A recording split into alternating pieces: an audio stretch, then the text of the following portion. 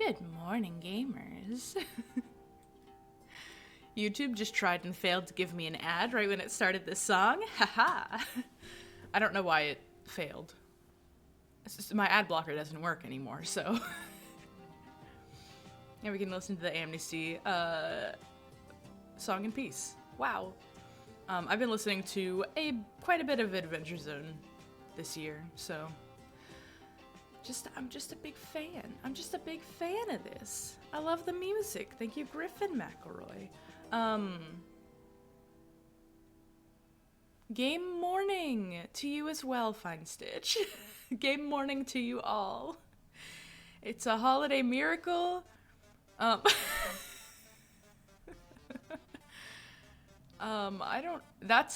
not loud for you guys at all, is it? Give me a second, I have to adjust my volume. Okay.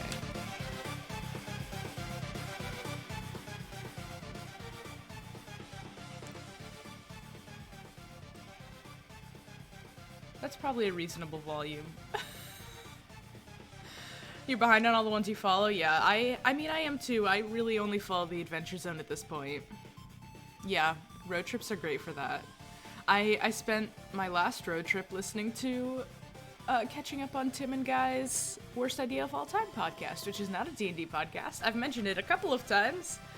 It is, they're watching Fast and Furious franchise backwards, but each sequel they have to watch as many times as the number of that sequel, so Fast 9 they had to watch 9 times, 8 they had to watch 8 times, 7 they had to watch 7 times, and we're on 6 right now.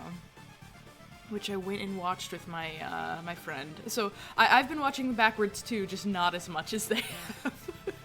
So I've never seen the Fast and Furious movies. They are so funny. You dropped in on their Fast Watch last road trip? Ah! I hope they put that up somewhere because I really want to watch. I want to watch because they did a live stream, I think, of the final watch of Fast and Furious 1, and I want it. Hello, Cow Moyu! Moo you Mo yo you Mo yo Mo you. My good friend whose name I know how to pronounce and have always known. You the you. You the you. So today's just gonna be just chatting, because I'm gonna do a tier list reviewing every single game I've played this year on stream and off stream, in a big ol' my own little game of the year celebration.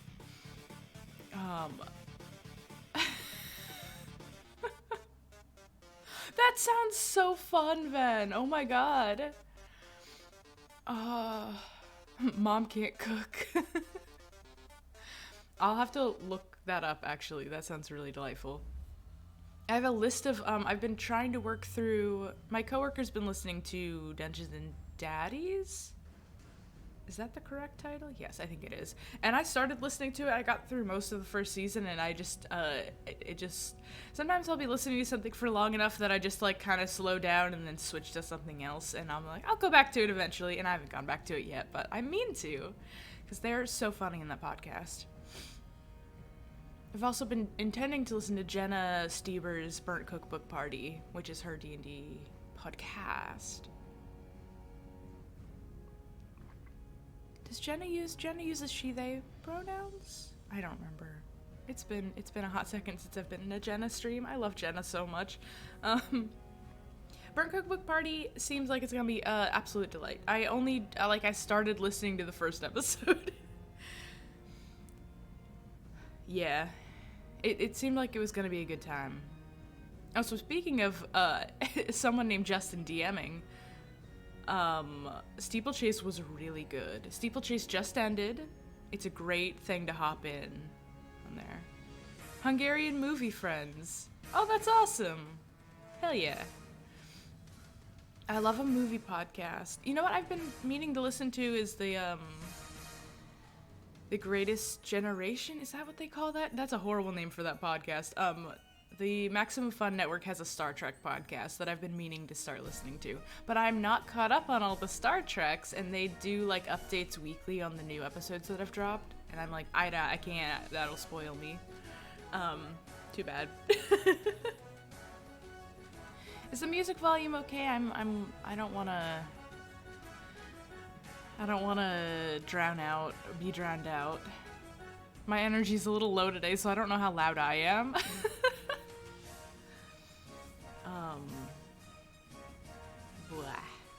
Blah. It's one of those days. Okay, sounding fine? Excellent. Thank you. Some of the YouTube videos volume varies, so just let me know if music becomes abnormal. I'm gonna kind of stick this in the corner because it's not important. Let's see if my game screen is set up correctly. Yeah! Tier list! Welcome to my tier list. I've organized these games in a specific fashion to help myself, so they're in order from games that I played off screen to games that are not new this year that I've played off screen, which is like up to here. Games that I played on stream that I'd already played before. This needs to move down to here, probably. Okay. Games that I'd played before or started before and then played on stream anyways. And then games that were new to me but not new this year.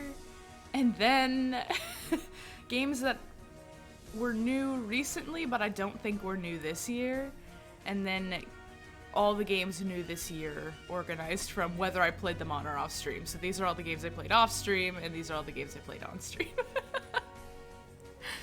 It doesn't look like very many games when I'm looking at it like this. Also, I thought it would be fun to do a stream ranking every single thumbnail I've made this year, but I have too many of them, and tier maker got mad at me. So we're not doing that. Fuck it. And then after this, I was gonna maybe poke around on Steam and see what games I'm looking forward to next year, whether they're games that are already out or games that are coming out. I have a little paper list from Game of the Year awards that I have not put into my wish list yet on Steam, so these games don't exist until I put them in my Steam wish list, because that's where I keep track of every game that I'm looking at, you know? Okay, so welcome to my unofficial first annual game review stream. I included games I played when I started streaming in November 2022 because we didn't have one of these last year. So,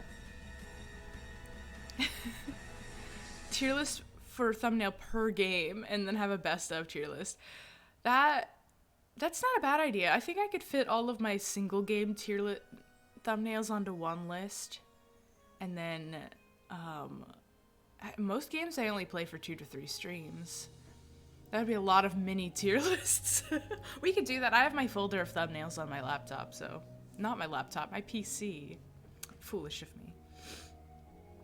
Although when I started streaming, I'd intended to put all of my thumbnails on my Google Drive, so I would have access to them on my laptop and my phone in case I wanted to post them when I was tweeting about a VOD going up. And then I have completely stopped doing that. Like, right off the bat, I stopped remembering to do that, so that's fine. Anyways. We're starting at the top with mostly mobile games. I'm gonna take a sip of my tea. I'm really gummed up today. Wow, this needs to be centered better. There we go. Okay, tea has been ingested. Whew, I'm ramping up my energy. We're gonna talk about some video games today, gamers. First up is Cookie Run Kingdom. So I started playing this game a couple years ago. I still play it pretty religiously. I will say in the past year, they do a really good job. When I first got the game, it was like the first year or like second year it had existed. So a lot of things were still like, had notes that were like, this is in beta testing or this is beta mode. So look forward to upgrades of the future. This year they dropped like a new battle arena. They organized how they did events differently. They changed a lot of stuff, and I think it all went pretty well. Pretty fun. It is very much a cash grab kind of game. It has gotten my money a couple of times. They don't, but as I said last stream when I mentioned this game, they give you so much free stuff that you really don't need to spend any money to feel like you can play along with other people.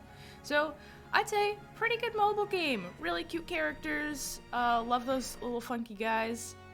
My favorite events are the rhythm game events, and they've made 2 of those in the past couple of years, so I'm looking forward to hopefully a 3rd coming up this year. They make their own original music for the rhythm game events, which is so cool in a game that is not a music game. So I give them a solid, I think that they, B tier? B tier feels good. They're not quite A tier, they are a mobile game. They're something I play when I'm kind of bored at work. So that's not like a huge priority, but it's up there. Arknights, your mobile game of choice, has a beta note on the base building, which is very funny because it hasn't changed in 3 years. That is very funny. Yeah, that was like that for our battle arena for a while because we had that note that was like, it's not quite ready, and they updated it this year, so I guess it's no longer in beta testing. I think it's funny when mobile games have that note because it's like, this is your app. Like, we're all playing it. I don't know what you mean beta testing. We're not beta testers, we are your player base. Anyways.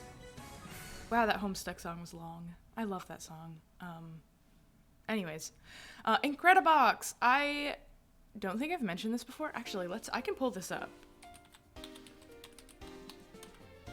This game you can play part of for free online. I'm gonna mute my, my lovely music over in the corner so I can show you this game because I recently paid the like couple of dollars to get it on the app store, but you can play a couple of these online.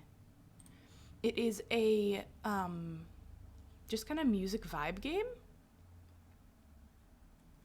I'll just do the alpha. So this is a website that's like somebody found years ago and showed me, and then I became obsessed with, and then forgot about for many years, and then found again that they'd kept making new versions of it. So I will enable my ad blocker.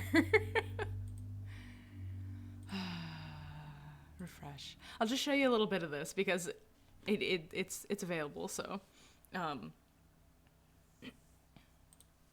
as you can see, it has a very distinct style. It's all this guy, this weird cartoon man. Oh my god! Okay. He's naked, don't worry about it. So, hopefully you guys can hear that okay.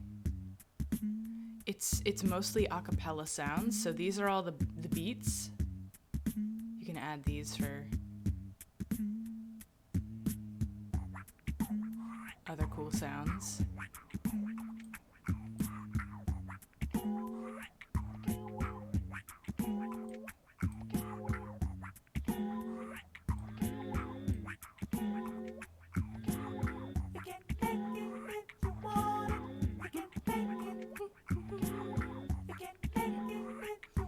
And that's all this website is. It's just a fun time. So you only have this many guys to play with, so you can't use all the sounds at once, but all the sounds go together. It's really fun. So I fuck around with this for hours.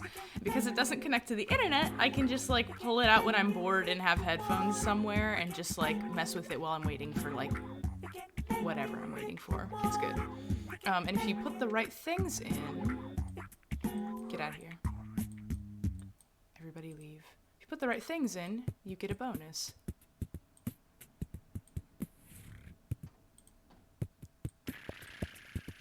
Is this one right?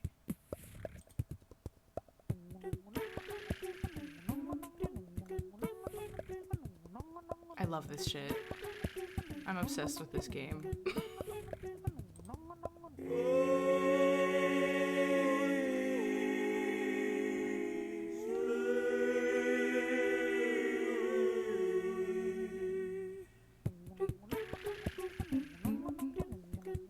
and then you unlock the next bonus, and then you keep going. So there are 3 bonuses to unlock for each thing. Each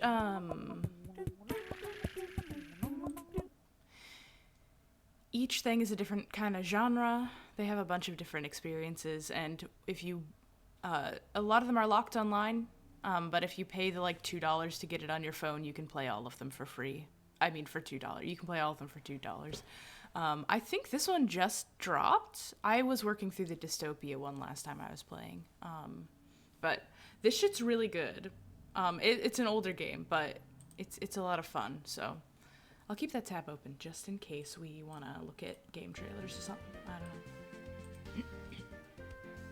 Anyways, a really easy way to kill a couple hours of time, and in a really pleasant way. So I give this game, I'm gonna give this game an S tier, personally. It's one of my favorite little things to do. Next on the list, we have Love Nikki. Love Nikki is my I play this before I go to bed game. Love Nikki is a dress-up game app. It is a competitive dress-up game that is even more of a cash grab than Cookie Run. I started playing it in college, and I spent like quite a bit of money on it when I did not have money to spend. I no longer spend money on Love Nikki, don't worry about it. They got plenty of my money when I was a broke college student. Early on in the game, you feel like you need to have all the cool outfits, and so you're willing to shell out money for them. Where I've played this for years, I don't know what half the shit in my wardrobe is at this point because I have so much. So I'm like, if there's a new outfit, I'm like, well, I have something similar to it already, certainly, so I don't need it. That is the college experience. You find joy in stupid ways and spend money and then have no money. I've been playing it for years, but it is not a very good game. I will say, the reason that I've been playing it for so long is when I started playing it, I was like, oh, this will be great. When I get a big wardrobe, then I can dress up Nikki however I want, and I can use it as outfit references for character design. And then I never really did that. But I will tell you, this year, when I was designing Octocutie and her, like, kind of casual clothes, I did go through Love Nikki and look at some stuff. And I was like, okay, well, what kind of things are in here that I like? And that's where I knew I wanted to give her kind of overalls. And I found this really nice pair of baggy pants and this, like, this crop shirt. And I was like, ooh, that's perfect. So I've been trying to use it more and more for that, so I feel like I've not wasted my life playing it. Also, it puts me right the fuck to sleep, so it's kind of the perfect game for me. However, I'm giving it a D tier. This game sucks. Don't play it. I will say, I am borrowing their, where's my pirate hat button? Is that my pirate hat button? That's not. Is that my pirate? This is a Love Nikki asset, this pirate hat that I use for Sea of Thieves. And I have it in game, so haha.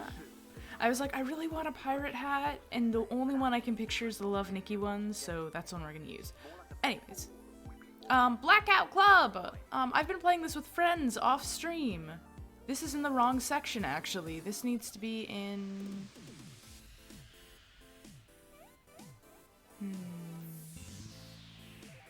No, never mind. I don't remember how I'm organizing this. I have too many categories and how I organize these games, and I am confusing myself. Anyways, Blackout Club. I started playing this in October. I really, really enjoyed it. It actually ended up on my like top 5 games Steam Wrapped because I played a lot of it. It's an older game. You can play 1 to 4 players. You live in a town where at night all of the grown-ups get kind of taken over by an entity and start building weird shit underground. And kids are less affected by this, and so you as the Blackout Club are trying to essentially save the adults by thwarting their actions. And it's really neat. It's really, really spooky. The tutorial's the scariest part of this game, which is fun. I love a terrifying tutorial. It's really good. Highly recommend. The only thing that's sad about it is it's an older game, so the forums, like a lot of the cool shit that existed when the game was bigger and when the game was new is no longer available. So like, for example, the devs can come in, listen to your game, and then alter what you're seeing. Like, they can write messages to you to freak you out. They did that to my friends once, but there aren't very many people online to do it to, so I don't think it doesn't happen very often anymore. There used to be a place where you could stand and, like, whisper questions and then be responded to by these, like, cosmic creepy entities that you're kind of doing the bidding for. And there is a thing where you can hop into other people's games as an enemy, a stalker, and, like, take photographic evidence of the other kids doing stuff to thwart the adults. But that game mode doesn't work very well because not very many people are playing. So that's unfortunate. A lot of the early charm of this game was based on people playing it, and that no longer exists. So I'm gonna give this a solid. We'll give it a B tier. It probably was an A tier when it came out. I'm bumping it down to B tier because it is not as playable as it used to be, unfortunately. Pokemon Go is fun and stuff. I'm gonna give it a B. I'll give it a solid B. You know what? I'm gonna move my mobile games down to C. Fuck them. Let's spread out the games a bit more. Y'all know how to play Pokemon Go. Since it has been, like, less big, they've upgraded and changed a lot of things, so it is a lot more playable than it used to be when it just came out, and it was really huge. So I highly recommend checking it out if you haven't for a while, if you're a Pokemon enjoyer. But moving on, because that's unimportant. Sky. They added so many good things during lockdown that made it a lot easier to play and interact with people, and then took them all away, which makes me really mad. But you know, I think I haven't tried a lot of their new thing they added was the group setting, so you can go out with a group of people and kind of connect all of your games while you're doing it, which looks like it could be really cool. I don't have anybody to play Pokemon Go with. Yeah, Pokemon Sleep is kind of the replacement. I still go out and do gyms and stuff, because it gets me out there, whatever. I'll still do community days on occasion, but I've never been into raid battles very much, and a lot of the community aspect is missing for me. So, C tier! Also, it costs a lot of Stardust to transfer your Pokemon into your, Pokemon Home, which I'm paying for Pokemon Home, and if I'm paying for Pokemon Home already, shouldn't I be able to transfer my Pokemon over for free because you're already getting my money? That's a good question. But it costs a lot of in-game currency. That is, like, the hardest thing to come by. I'm always out of Stardust, and so that makes me very upset. Anyways, Sky! It's one of my favorite games ever. It's so wonderful. But what if more money? I think that's, now you're thinking. Sky is a lovely little flight sim, like, game. It made by the same people who did Journey. It has this really lovely kind of, like, multiplayer aspect where you're surrounded by people, but you don't have to listen to them talk to you. It's a really peaceful, it's one of my, like, calm games. I spent money on this game this year. It's a free game. You can get it on Switch. It's coming to PC soon. It used to be just a mobile game. I spent money to unlock the season so I could get fancy outfits. Hi, Nukwa! Welcome to my game review stream! So Sky's wonderful. I highly recommend it if you're looking for just kind of a chill game to play. It's lovely around the holidays. It's a lot of, like, lighting candles and flying around in the snow. So I think it's a really good winter game. It has a good vibe. As soon as I get an Elgato, I will be playing it on stream, or as soon as they launch it on PC, I will probably be playing it on stream. So, get hyped. it's an S tier game for me. It's one of my favorites. It's always been one of my favorites. Slime Rancher, I played on stream one time. I love Slime Rancher. Slime Rancher's wonderful. It's been around for forever. I didn't put Slime Rancher 2 on this list because I don't think I touched it this year. I'm waiting for them to fully release it before I play it anymore, because there's nothing more infuriating than getting to the end of a game and then realizing that, like, you can't go any farther. It sucks because in Slime Rancher 2 there's a lot of, like, interesting lore and, like, messages you can collect just like Slime Rancher 1. And all of them are alluding to this, like, second plane that exists on your island, and you can't get there. You can't go to there. You can't walk through the rifts. You can't go through any of the things. You can't go to there. Even though everything is talking about it. It's really... And, like, the intent must be that eventually you can go there. But the game just feels totally incomplete because all of the lore is pointing to this part of the map that doesn't exist. And none of the updates have added it, so I'm still just kind of like, I'm happy that they were, like, able to release it in, like, a pretty playable state. I played it for quite a few hours when Slime Rancher 2 launched, but it's not done. It's like, it's good, but it's not done. But it's not broken. It's not busted like Pokemon, Scarlet was, but it is, like, incomplete. It feels incomplete story-wise, and story is why I love the Slime Rancher games. I love the kind of, like, the solitude of the first game and the finding all the little bits and pieces and stringing together the story and, like, thinking about what your own character's feeling. Like, I really like the energy of the first Slime Rancher. And I think the second Slime Rancher totally is going to be that once it finishes everything else. So first Slime Rancher is S tier, certainly. Freddy Fish 5 in the Case of the Creature of the Coral Cove. That's probably not exactly what the title is. We played this on stream. It was a fun time. This was my childhood favorite computer game. I love the Freddy Fish games. I will probably play more on stream.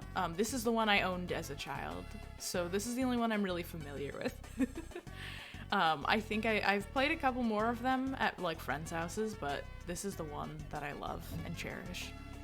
I'm gonna put it into, let's see, be a big shot. I'm gonna put it into A tier,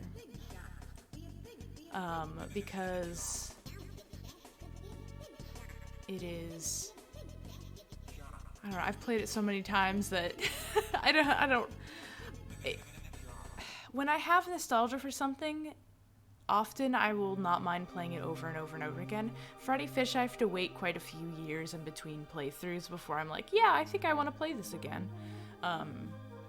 It has a little bit of replayability in how the game works, which was very novel to me as a kid, but isn't very novel to me now, because it's only minor changes. It is A tier because of, like, how much work they put into this game. Like, it's short, but, like, you can click everything. Everything is animated. Everything is hand animated, and it's really cool, and I just think these games are neat. So, put it into A tier.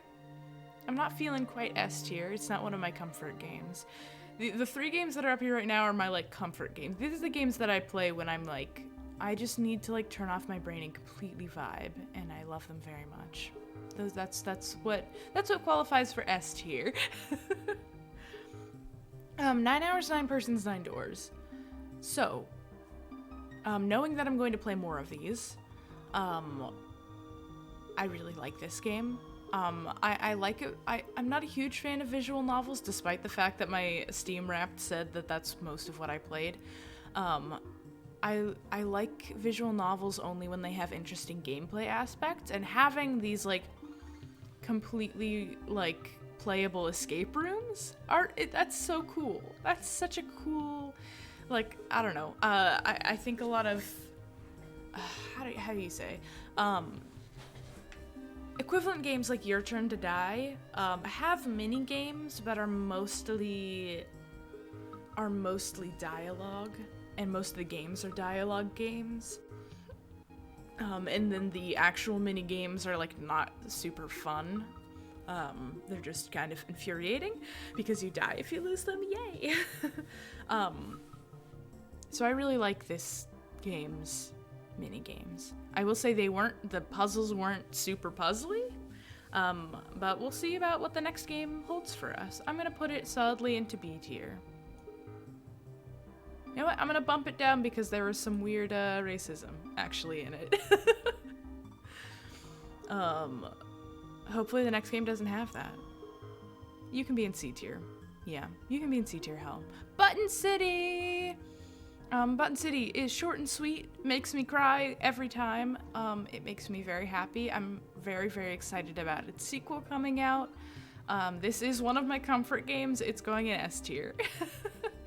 Button City is the game that I point to and I'm like, yeah, less hand-holding and more puzzly puzzles, yeah. Less repeated dialogue. Yeah, I hope that the games improve upon the concept as you go. It's certainly a visual novel. It was so long. How many streams did we play that for? Let me see if I can get to my YouTube. We played that for a lot of streams. It just kept going, is the problem. Here we go. God. 1, 2, 3, 4, 5, 6, 7, 8. We played that for 8 streams. That's too many streams for a visual novel. And these streams are long. This one is 5 hours long. This one is 4 hours long. Like, these aren't my normal 2-hour streams. They were like often averaging up to 3 hours. Like, fuck. That was too many hours playing. We're starting the next one in January, by the way. Yeah, who's excited? Me. I am really, I do like, I love anime death game kind of games. For example, we played Deathloop for 13 hours and those were like 3-hour streams average. We didn't play anything more than 3 hours for Deathloop, I don't think. Only like a little over, you know? Yeah. C tier. Be gone. Webkins! Yeah. I played Webkins on stream. I'm going to play Webkins on stream again in January. Remember how I said I was waiting for them to relaunch, restock cows in their Webkins shop? Plush shop? They didn't. They didn't respond to my tweet, and I gave up immediately. So I bought their newest plush, which is a teacup hound, I think is what it's called. I can't remember. And it came, it arrived on Thursday. So I will be playing Webkins and Webkins Next. We're gonna do a deep dive on Webkins Next in January. It might be more than one episode long, who knows? I'm probably even going to buy premium so we can do all the weird breeding shit that they added to the Webkins. I'm so curious and so scared. So we're gonna be playing Webkins again. I'm giving a Webkins a solid C. Because they're keeping the website alive, which is really lovely of them, but they're not really trying. They're not really trying to make Webkins Next work, if I'm being honest. They're not doing a good job advertising. They're not doing a good job putting out plushies.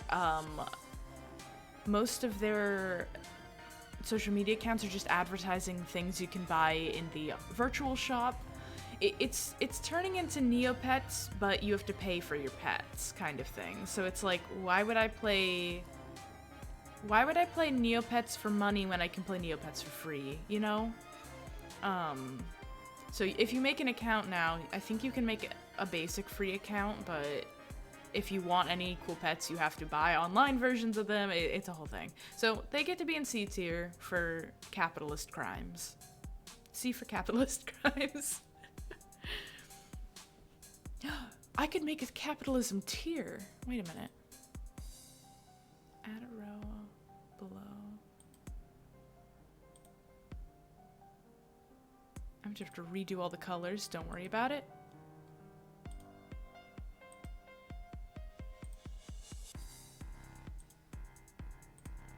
Yeah.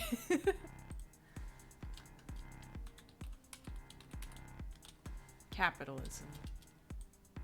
You can go here, you can go here, you can go here, and you can go here. Maybe capitalism goes down, get down one actually. There we go. No, I want to have something lower than capitalism. No, I do have super hell. We'll put it back up. I like that. That feels correct to me. Were any of these capitalism? None of these are capitalism. Incredibox is my favorite type of app where it's like you pay a couple of dollars to get the app in the first place, like old apps used to be, and then you can just play it however much you want to play. I don't know what's going to get banished to Super Hell, but I'm excited to find out with you all. Fall Guys!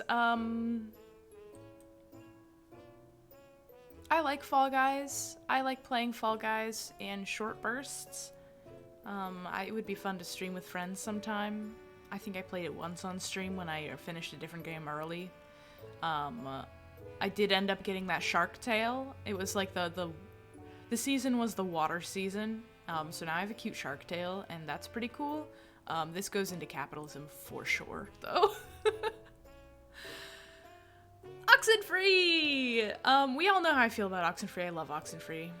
I'm glad that we were able to get a good ending. That made me really happy. That healed my heart a little bit. So... Music vibing, music vibing, music vibing. Steeplechase is a good season. Anyways, continuing on. Five Nights at Freddy's. My instinct is kind of to put Five Nights at Freddy's into capitalism, but the original game was not released as capitalism. It was released as a last-ditch attempt to be a game maker by Scott Cawthon, and it succeeded against all odds, which I think is pretty cool. I'm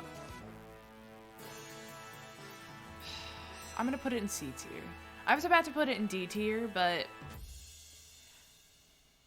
like there's a reason why we all became obsessed with it is the like the avoidance of the plot, like the mystery and the lore behind like what is a pretty simple and challenging game is just like too good. It's too good a treat to resist, you know?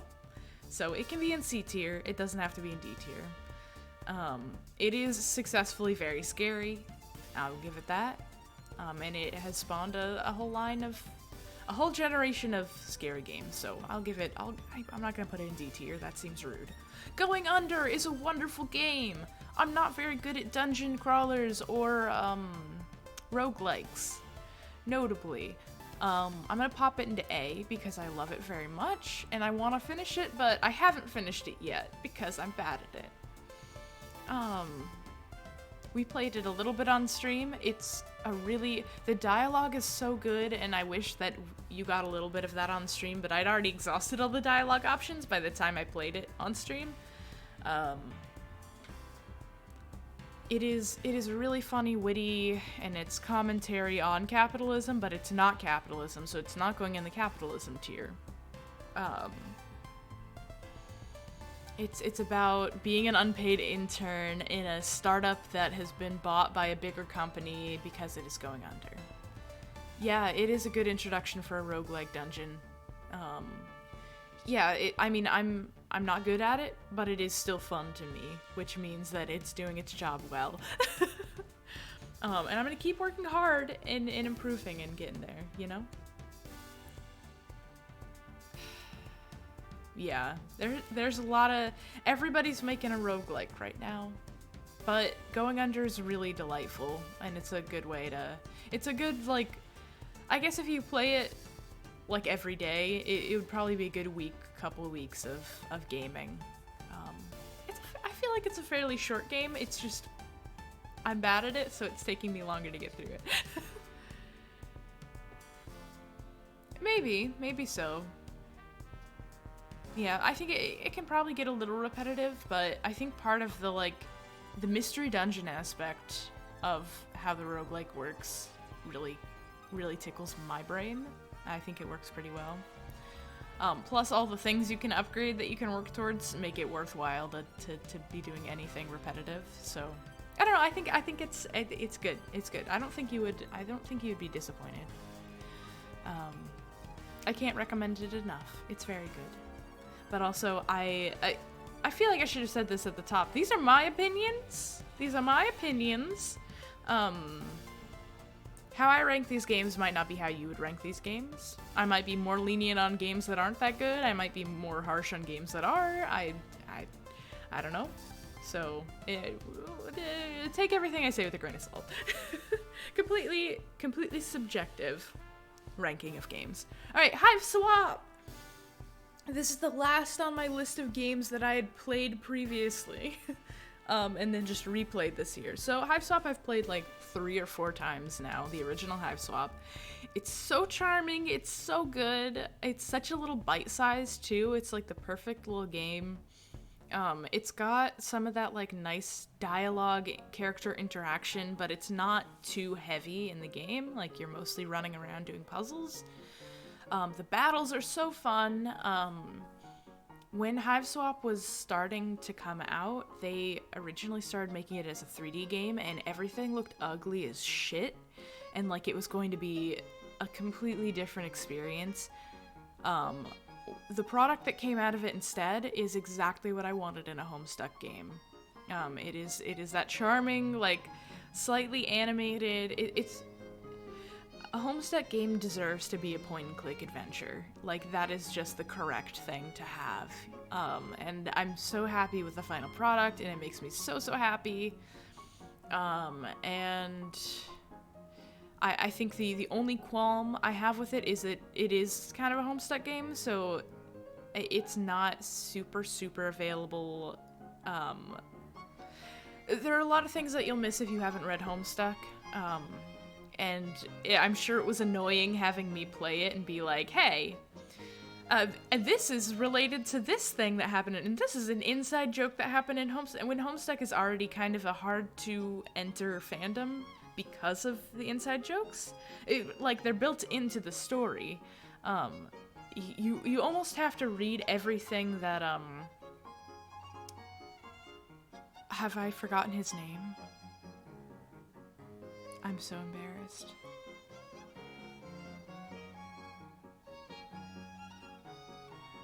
Damn. I don't remember the author of Homestuck's name. Hussey! Andrew Hussey! Thank you, Fine Stitch. Bless. And I don't. Oh, you almost have to read like everything you wrote before Homestuck to get some of the things in Homestuck, because clearly the beginning of Homestuck was catered to a previous existing fan base, and then kind of became its own thing after a while. And I can totally recommend things like Problem Sleuth is so good, and it's a lot shorter than Homestuck. So if you want to get something that's kind of that humor style, but you don't want to read Homestuck, I super recommend that. But anyways, yes. Hive Swap's perfect little game.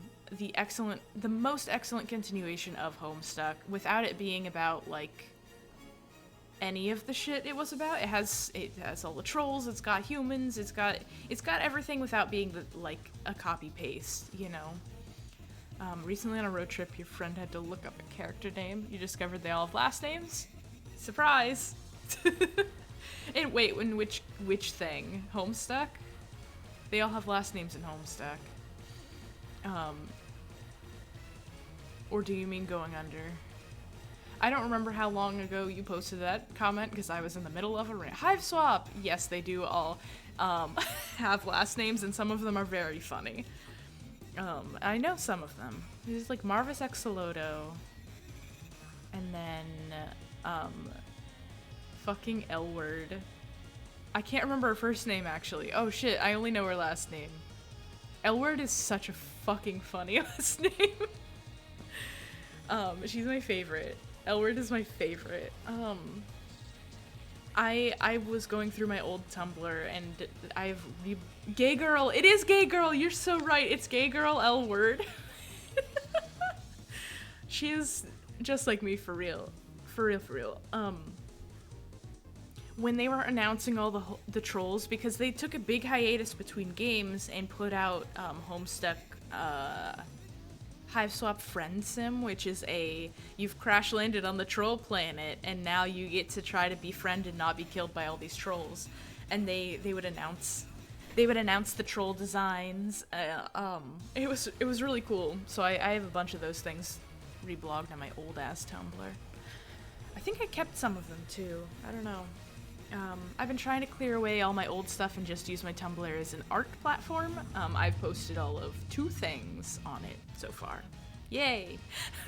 Anyways, Hiveswap, perfect game. I'm gonna put it in A.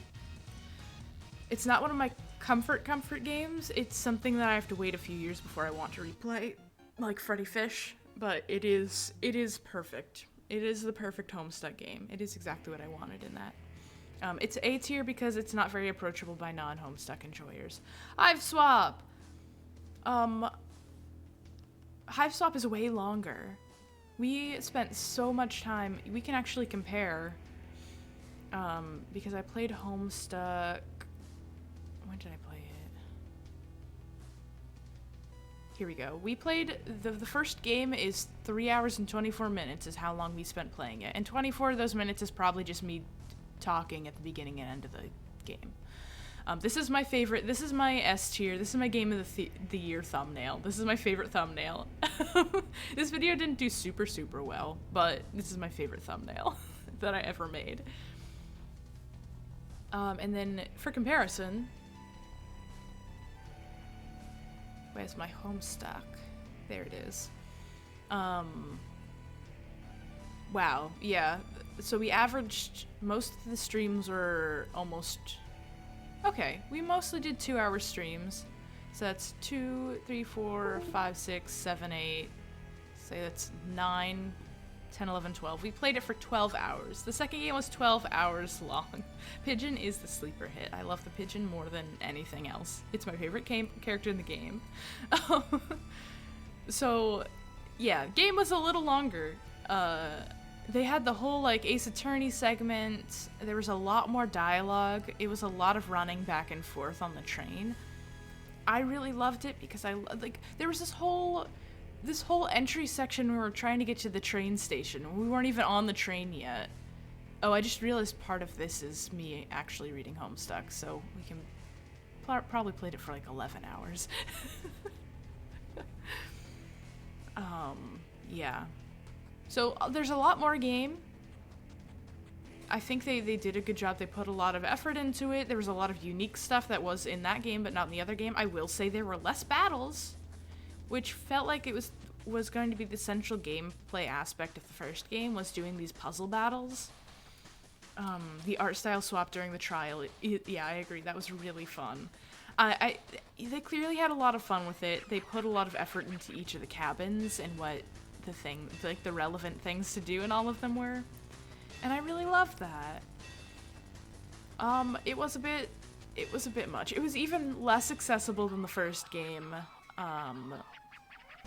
Even playing Hiveswap 1, I think you'd be very confused playing Hiveswap 2 if you hadn't read Homestuck.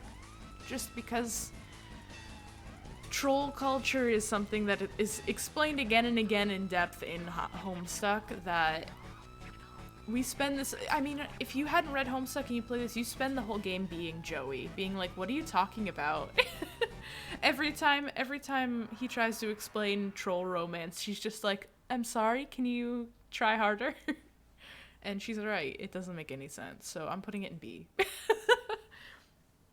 That doesn't mean I'm any less hyped. I love all the characters, I love them very much, and I can't wait for the next game. Thank you. That's there it is. Nancy Drew and the Haunted Carousel. This was okay. This game was okay. I liked the characters. Oh god, it's playing the Squiddles song. I'm being haunted by Homestuck now that I talked like a little bit of shit. Just like the tiniest bit of shit. And now I'm being haunted. They wanted to do more with the characters on the train, but maybe didn't have the time. And crammed in a lot of characters, yeah. I wonder how many of those characters died in the train crash. And we'll never see again. Because I know all of them were crafted with love and care, and were all revealed and are all in Friend Sim. Yeah. If I ever do a Homestuck cosplay, I want to do either Marvis or Joey Claire, because she is perfect. I used to cosplay Homestuck. I used to cosplay Jane with her little troll Sona horns that are a fork and spoon. But if you read the epilogues and the couple times she turns evil in the story, she's very racist. And she really sucks. And she's capitalism mommy. And that's fine and good, but that's not what I'm all about. So I don't really I'll wear her like I hand screen printed 2 shirts for this cosplay. The horns broke off years ago, but I painted a red spoon like the Betty Crocker spoon. So for Homestuck Day, I'll wear my little Jane shirt, but that's about it. Fine Stitch, if you could send me screenshots of that, I would love to see them. Thank you. This is my request. A lot of people have been sending me their Baldur's Gate screenshots recently, and I love that because I want to see all of the horrible hot people you have all created. It makes me very happy. I still don't have Baldur's Gate 3, but when I get it, as I've said multiple times before, I'm just gonna use it as a character creator and not play the game.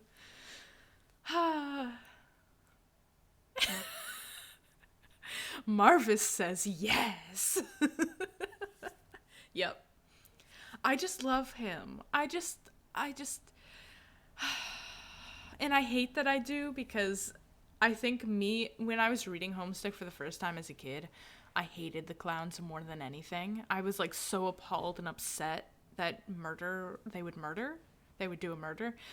Dying in Homestuck doesn't really matter that much in the long run, so it doesn't super matter, but it still sucks. It was like so shocking to me when Gamzee killed like most of the characters. And I was like, you just fucked everything up. All of these characters I've known to love, you killed them. They're not, it doesn't matter really. But at the time, I was very shocked. And so I'm like, why do I like Marvis now when I hated Gamzee in Homestuck? Doesn't make any sense. Murder clowns, shocking first time you see them. You know what, because I didn't do gore or death very well, I think, when I was younger, because I was younger. Before I watched My Little Pony, I read the Creepypasta Cupcakes, and I decided I hated Pinkie Pie more than anything in the world. And I still don't like Pinkie Pie to this day. But it's not because she murdered somebody in a fictional piece of media. I just don't like her now. He is kind of nice. He is very cringe. And he helps us a lot, but then he makes us murder. So, like, you know, he's got clown charisma. I dressed up as a clown for Halloween, by the way, and I was very cute. I will have you all know. Thank you. That has been my PSA of the day. I'm a cute clown. I'm a silly little guy. So Nancy Drew Haunted Carousel. It was fine. I think I should rank them, like, I don't know which one I like better. You know what? Let's put Nancy Drew Carousel into D. Because what I didn't like about the game is you couldn't walk around in the park. You could only walk around in designated areas, and that ended up not being very much space. Like, the environments they just felt enclosed. I'm sorry about the Homestuck music. It's almost over. Okay, the Eldritch Beasts have spoken to us, and we are now free. No, they're still speaking.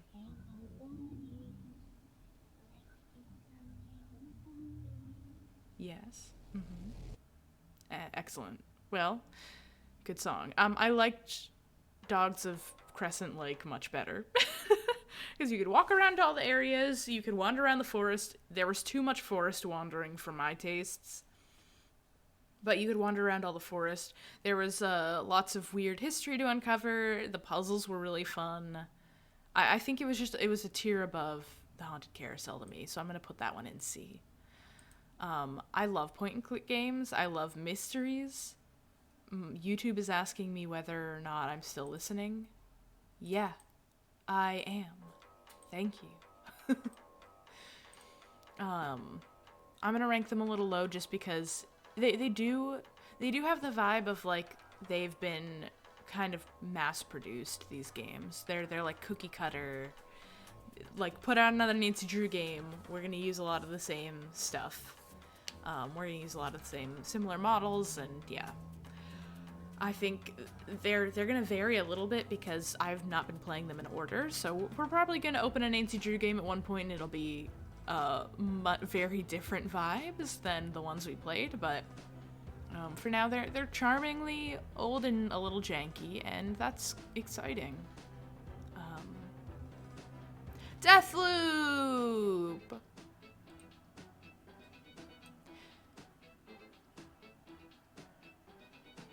I love Deathloop. That is all. We played, how many streams of Deathloop did we play? 13. 14 if you count the bonus one I did, which is way up here. And we will be playing a 15th as a final farewell before I remove it from my... Yeah, you're welcome. I'll be removing it from my PC soon just because I need the space. I'll be playing it one more time. I'm going to be doing a Juliana stream at some point. It'll probably be within the next couple of months, so I can play it and get it out. It's got good feel. I just watched a lovely review video on how bad Bethesda games are and how bad their shooter game, like how bad it feels to be playing a shooter game, and I was like, huh, I've only ever played one shooter game and it was Deathloop, and it felt really nice, so like, I don't know. I didn't realize that they could feel different than that. Is that stupid? I was like, this must be what everything feels like. And then watching that video, I was like, oh, I was having a good experience. It was Nikki Jakey. I love Nikki Jakey. He's really funny. He did a similar one on a different game company. It doesn't matter what the fuck his videos are about, I will watch them. They were referring to, it was because Starfield just came out. So it was talking about how bad Starfield was and then comparing it to their other bad games. And like, how Fallout was way behind, and yeah, it was mainly Fallout, Starfield. He talked a bit about other games too. I can't remember though. I've been watching a lot of video essays at work. That and the Burbacks. Either Eddie Burback has his own channel and then he has a channel with his brother that they also do video essays. I've been watching a lot of those. Eddie Burback just put out a video about the giant LED orb in Vegas, and I thought that was a fun video. Yeah. It's a good video. The Starfield Fallout video, the Bethesda video is good. There's also, I watched the best game of the year, like, history video that the Burbacks put out. The brothers. I'm saying the Burbacks because do I remember Eddie's brother's name? No. They're the Burbacks. Yeah, they're pretty much the same, but then the everything... It's weird. There's just like, I don't think I've ever played a Bethesda game actually, so I can't really say much about Bethesda, but no Bethesda game has ever appealed to me, if I'm being perfectly honest.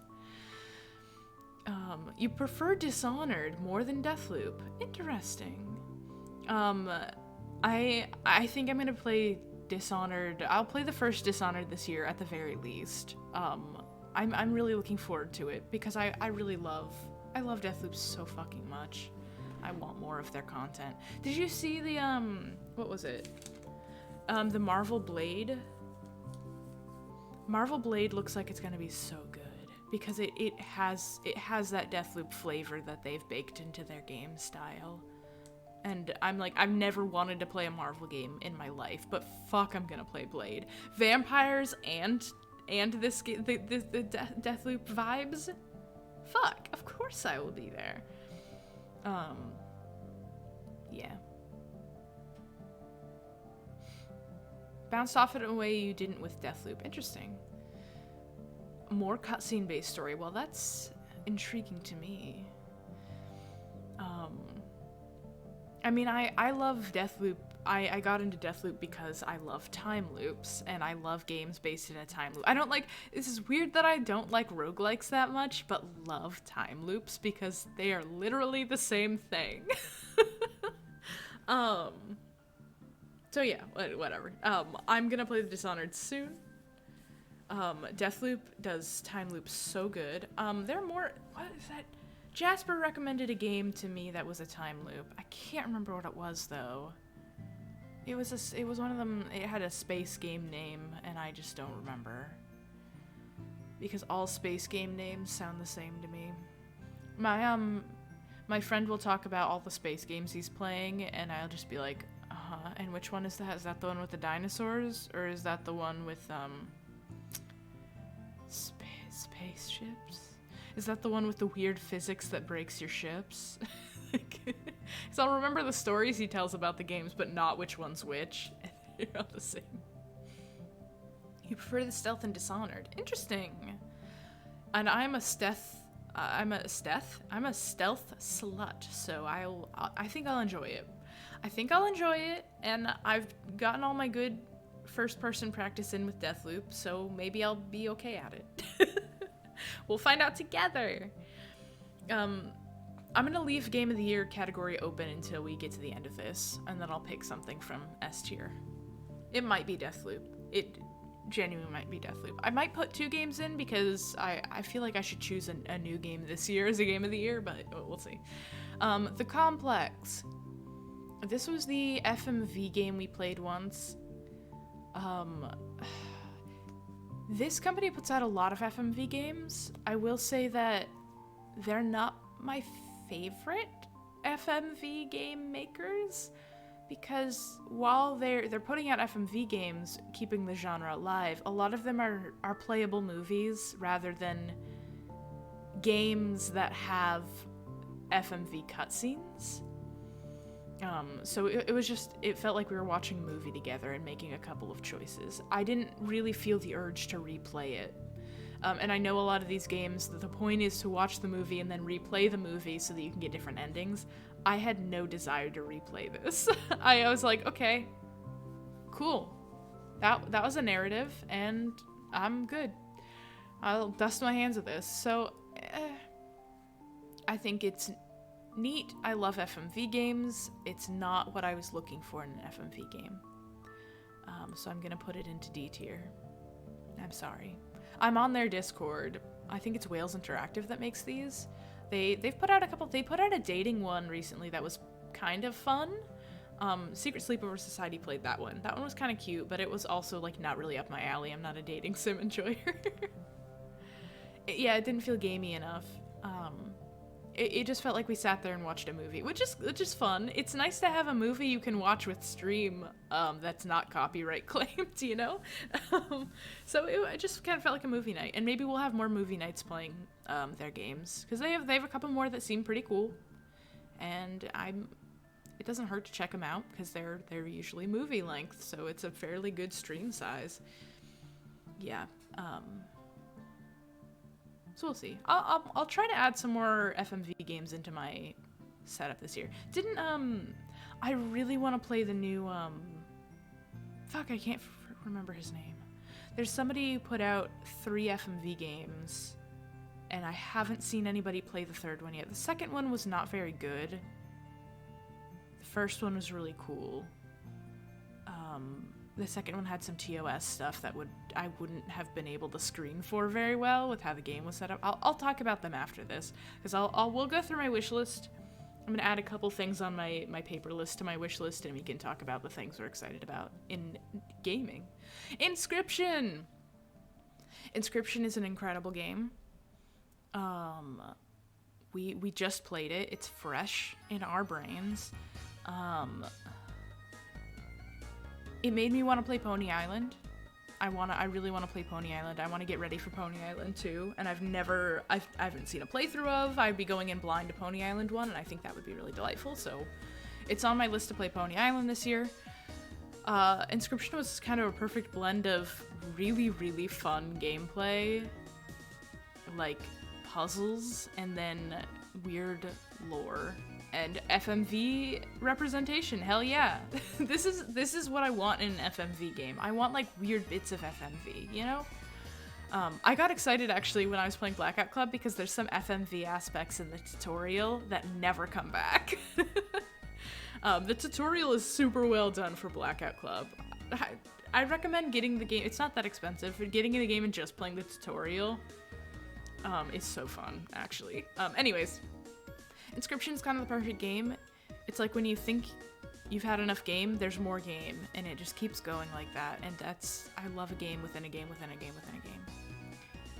Yeah, it's getting ProZD in it. I love ProZD. I'm gonna get that game, so I gotta play Pony Island 1. As soon as I saw ProZD, I was like, oh, I gotta go. We gotta go. He's just so funny. He's so cool and funny, and I love him so much. Casey's mod yet? I'm sorry, what? What do you mean? What do you mean, Fen? Is there more game?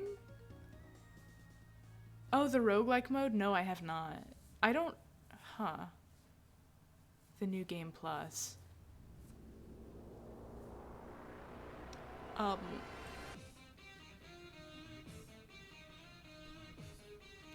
think I removed Inscryption from my computer already. I've been really hurting for storage space. Oh yeah, you are dying at that. Oh, that's what that art's from. It all makes sense now. This all makes sense. I don't roguelikes are not for me, and I'm not very good at card games, notably. So I probably won't play it, but I will watch other people play it, Fen. If you play it again, let me know. I will say, like, I'm not a card game enjoyer, or I'm not a virtual card game enjoyer. I like playing a card game with friends, but I'm not really a card battler. Kind of like, I'm not super interested in Pokemon battling. I'm not really interested in Yu-Gi-Oh's way too hard to learn. And there's no website that has all the rules programmed in that it'll like figure it out for you, which is there's only a website dueling. There's only a dueling website, but you have to keep track of the rules yourself and know like you have to know if your opponent's doing it wrong, and you have to know if you're doing it wrong. Like, you have to keep track of it yourself. And I'm like, why have it online if the rules aren't, like, already... How am I gonna learn this game if I can, like, accidentally cheat constantly by doing the wrong thing? I'm never gonna learn how to play Yu-Gi-Oh! It's impossible. Anyways. Inscryption, very good. I'm probably gonna stick it at... I'll stick it in A tier. I'm gonna bump it down from S because it was a hard game to stream, just because I was very focused on cards. I think a lot of games are like that. Point and clicks are the perfect games for streams because we're working on the puzzles together. But when I have to do something that's like grindy or focusy, strategy-wise, it gets a lot more complicated. And there are a couple more games on this list that are going to get bumped down because of that. But are totally fun and fine to play on my own. Yeah. I had a friend teach me how to play, see, she came over and she had a Blue Eyes deck and a Wizard, a Dark Magician deck, and we played with those decks. So I know how to play a Blue Eyes deck, but that's not very relevant in, like, today's cards. If I played, I would play a Harpy Girl deck, and I would lose every time. That's my prerogative.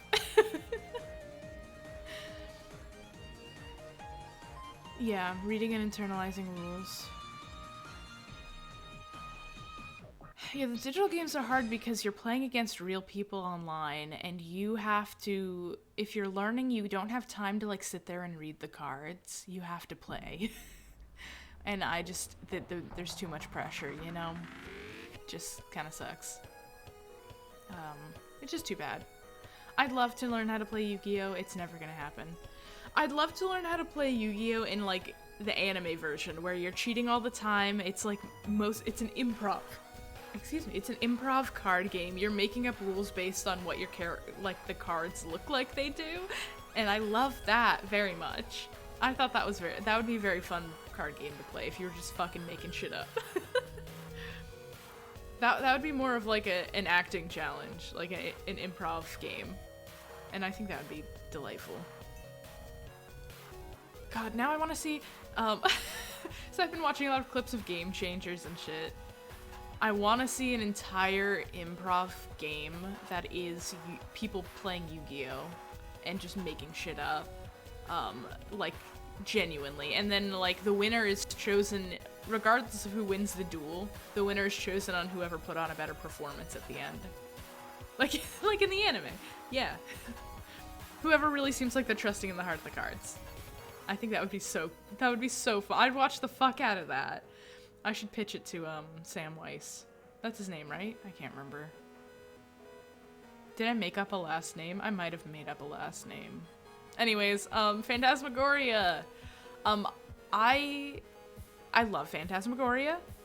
It is a really juicy, literally, it's how I want to see FMV used. The amount of care that went into this game, with how old it is insane. I'm really excited to play the second one. I know nothing about Phantasmagoria 2, but I'm still hyped as hell. They did horribly on my, nobody wanted to watch these on my YouTube channel. My VODs have been getting, a fair amount of views recently, which has been very exciting, but fuck, no one wanted to watch Phantasmagoria. I would be pissed too. It's like, all I know about these cards is from the anime, so now that I'm trying to play this game, I know nothing. I'm like, I should have been learning how to play this game with the anime, you know? And I wasn't. Yeah. Deeply upsetting. I'm bumping Phantasmagoria down because there was a lot of shit I had to be careful about streaming, both with insane amounts of gore, and I did an uncut, unedited version of a lot of the gore, so we watched that shit live. Game Grumps put out their videos of it, and they censored all of the gore. They cut out all the scenes that were not really great, and they fixed the flashing so it didn't flash anymore in that one cutscene. So if you want like a safe and pleasant playthrough of Phantasmagoria, the Game Grumps did a great job. I didn't do that. I just cut out the one scene I knew was a problem, and then we lived through the rest of it. So I'm probably gonna bump it down a lot for how intense it was. I think it was. I don't think this game would fly today at all. Also bumping it down for bad representation of neurodivergence. That wasn't very cool. But then bumping it back up a little bit because I love that depending on how you play it and how you fuck up, you accidentally get different endings. Like, the more you explore and do certain things and the more you see, the more it changes the story in a different direction. Because, like, the ending the Game Grumps got was the good ending because they never ran away in the other direction in the household and saw all the people that he killed. And I know, like, and they didn't run into it, and I didn't run into it. I still don't know how Cyrus dies. Cyrus for sure died at some point. We only saw his mother's death because we ran the wrong way and got a different cutscene. So I just think there's so much love and care that was put into it. I thought it was interesting that the Game Grumps chose to play it. Dan was reading a walkthrough. They chose to play it like to get everything right the first time around. Some of the content was a little much. The early in the Game Grumps version, they exhaust every dialogue option, they see every single little cutscene, they go do everything. By the end of the game, they're just trying to get everything perfect for the first time around. And I think they fail once. She gets her head exploded, maybe twice. But they didn't go and find all the cutscenes like I thought they were gearing up to do, which I thought was interesting. Anyways, there are more secrets to be found. I'm bumping it down to a C, I think.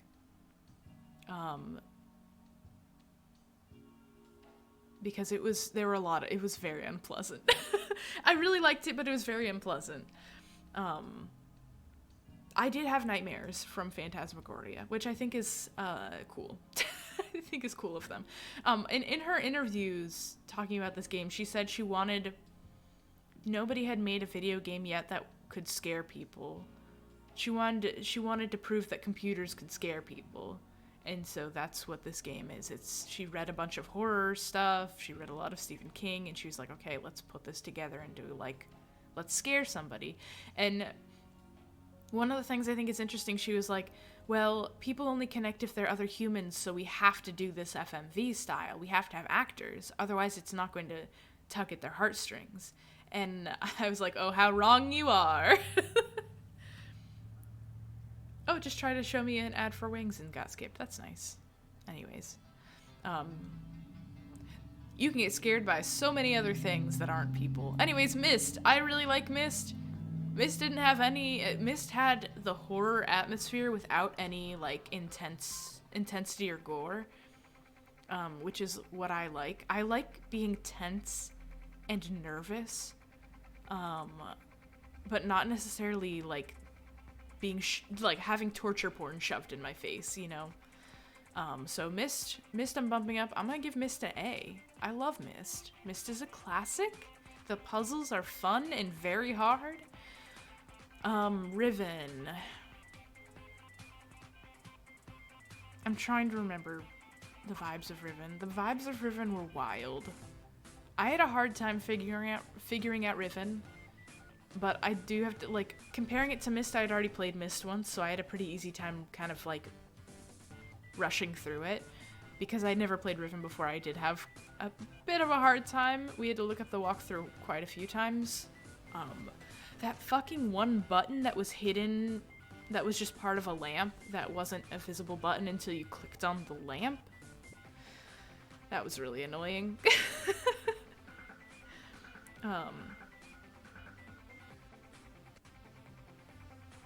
Treating video game like literature, yeah, because it's a narrative device. It's just another, and I think like even she didn't have a good handle on like that. It was just you're just making movies, you're just making stories. It doesn't matter how those stories get to the viewer. They're stories. And I think video games are taken a lot more seriously now because people have realized, oh, they're just stories that are handed to you in a different flavor. Which I like a lot. Anyways, Riven, I'm gonna bump it down a little lower. I think it could have been more concise. I think it could have been Myst-sized and it would have been perfect. It was a bit long.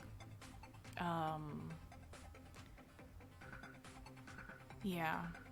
I really liked I liked all the FMV. I liked the more in-depth inclusion of FMV in Riven. It was great. I don't think I ever want to replay Riven. I might want to replay Myst. I don't think I ever want to replay Riven. And the same goes for Exile, actually. Exile was... You know what? Exile's even lower. Fuck Exile. I'm gonna be honest, I didn't really like the actor's performance.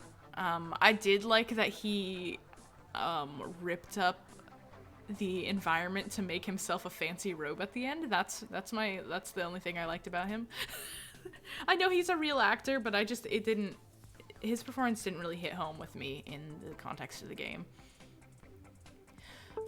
It was nice seeing Dad again. But that's about it. Like, I wasn't super into the puzzles in this one. I feel like I had even more struggle, even though it was a shorter game than Riven. Was it a shorter game than Riven? How many games of this did we play? Oh, Firmament.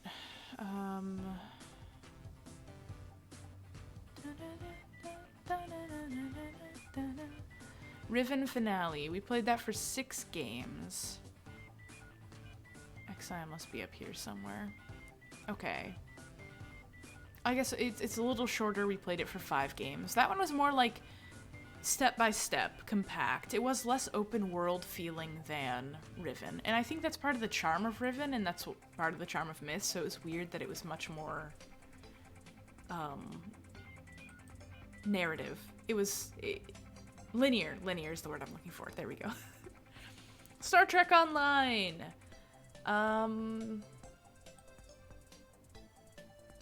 I didn't play this long enough to know if it's capitalism. I'm putting it in D tier. I think I don't like MMOs. I think I just don't like MMOs. And I want to like MMOs.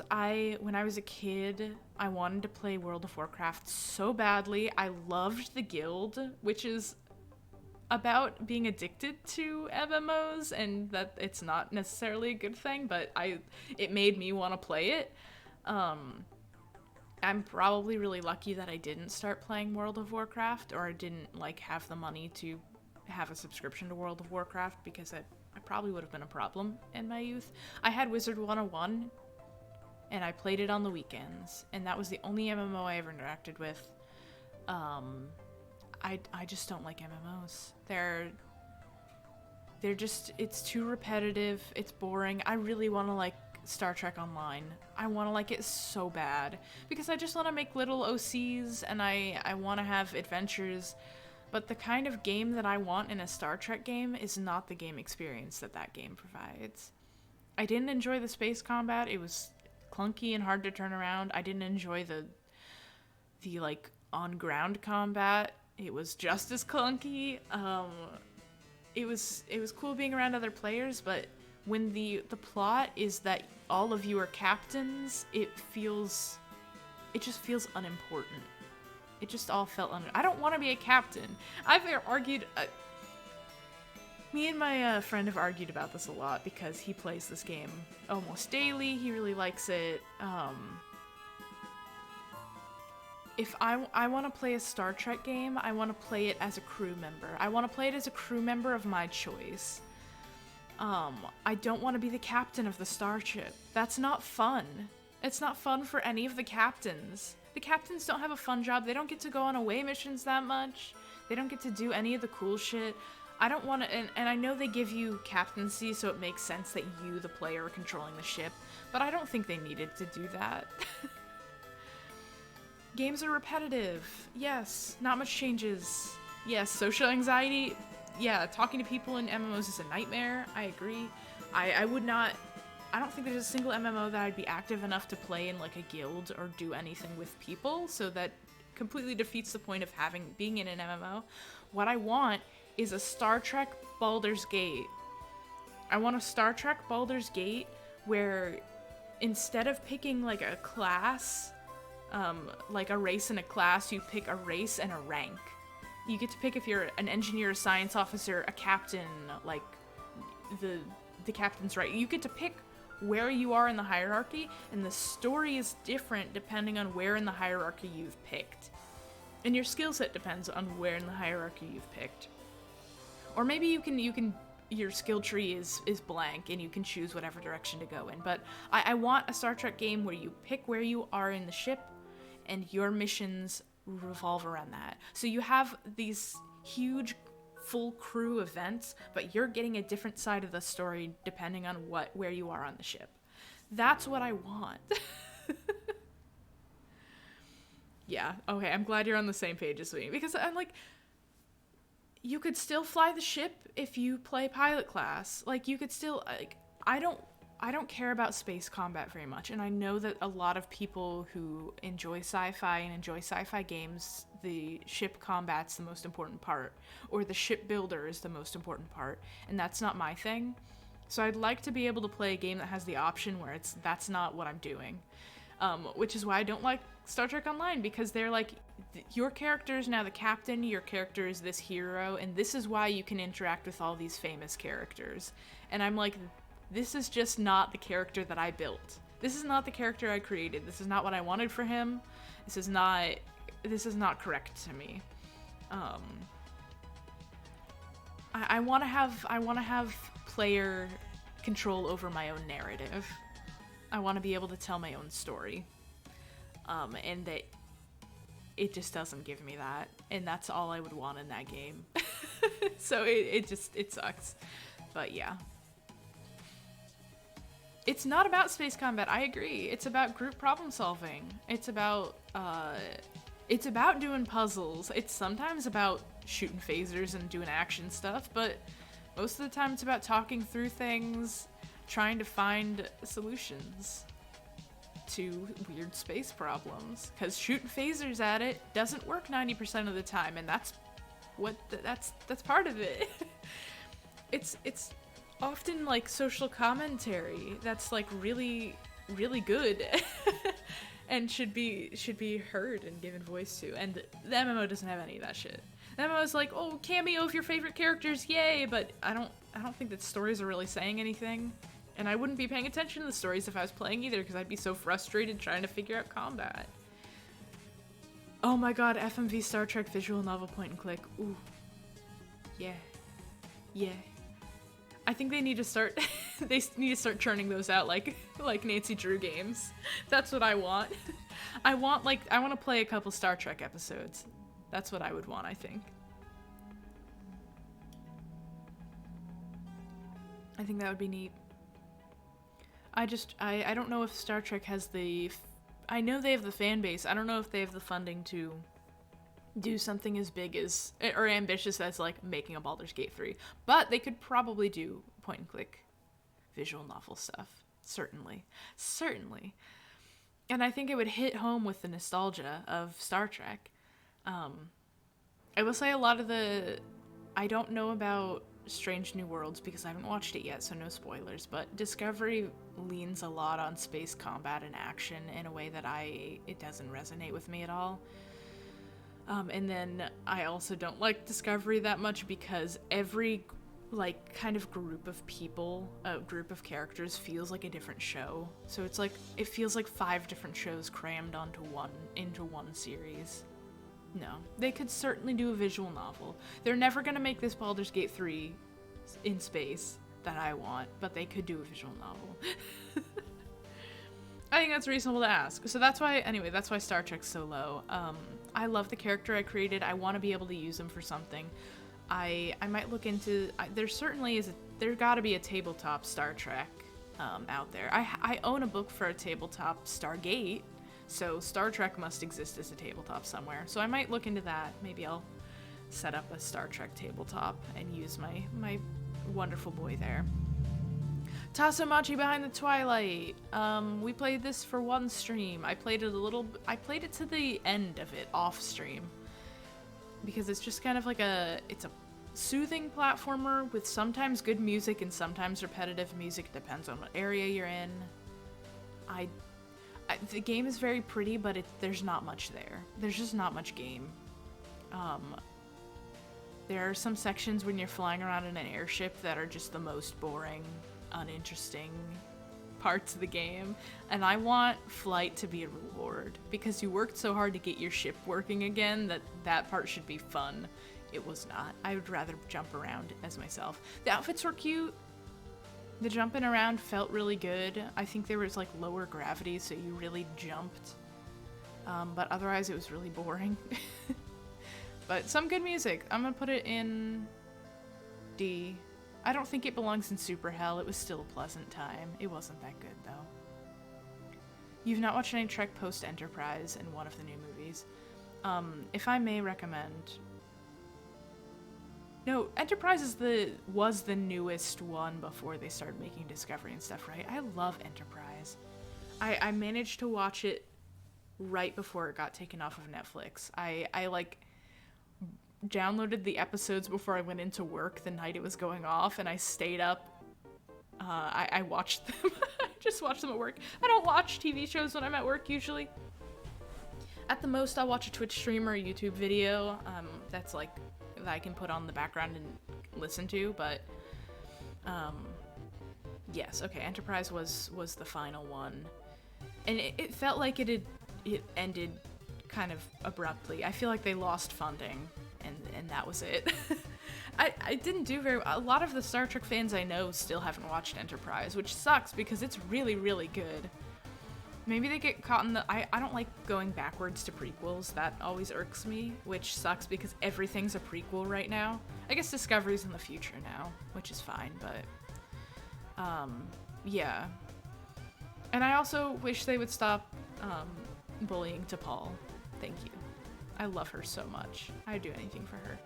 Enterprise had some very, like, it was very clear what they were talking about, episodes about things like the AIDS epidemic, and, like, they did not pull any punches. They were like, this is social commentary, and you're gonna fucking absorb it, idiots.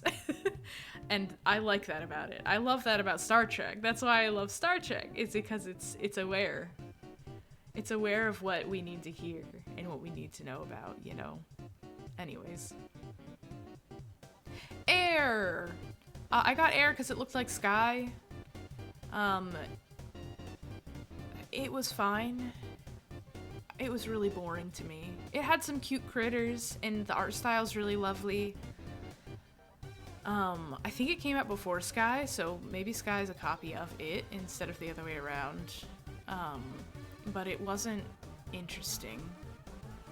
It was like if Sky was boring. The flight mechanics were a little bit...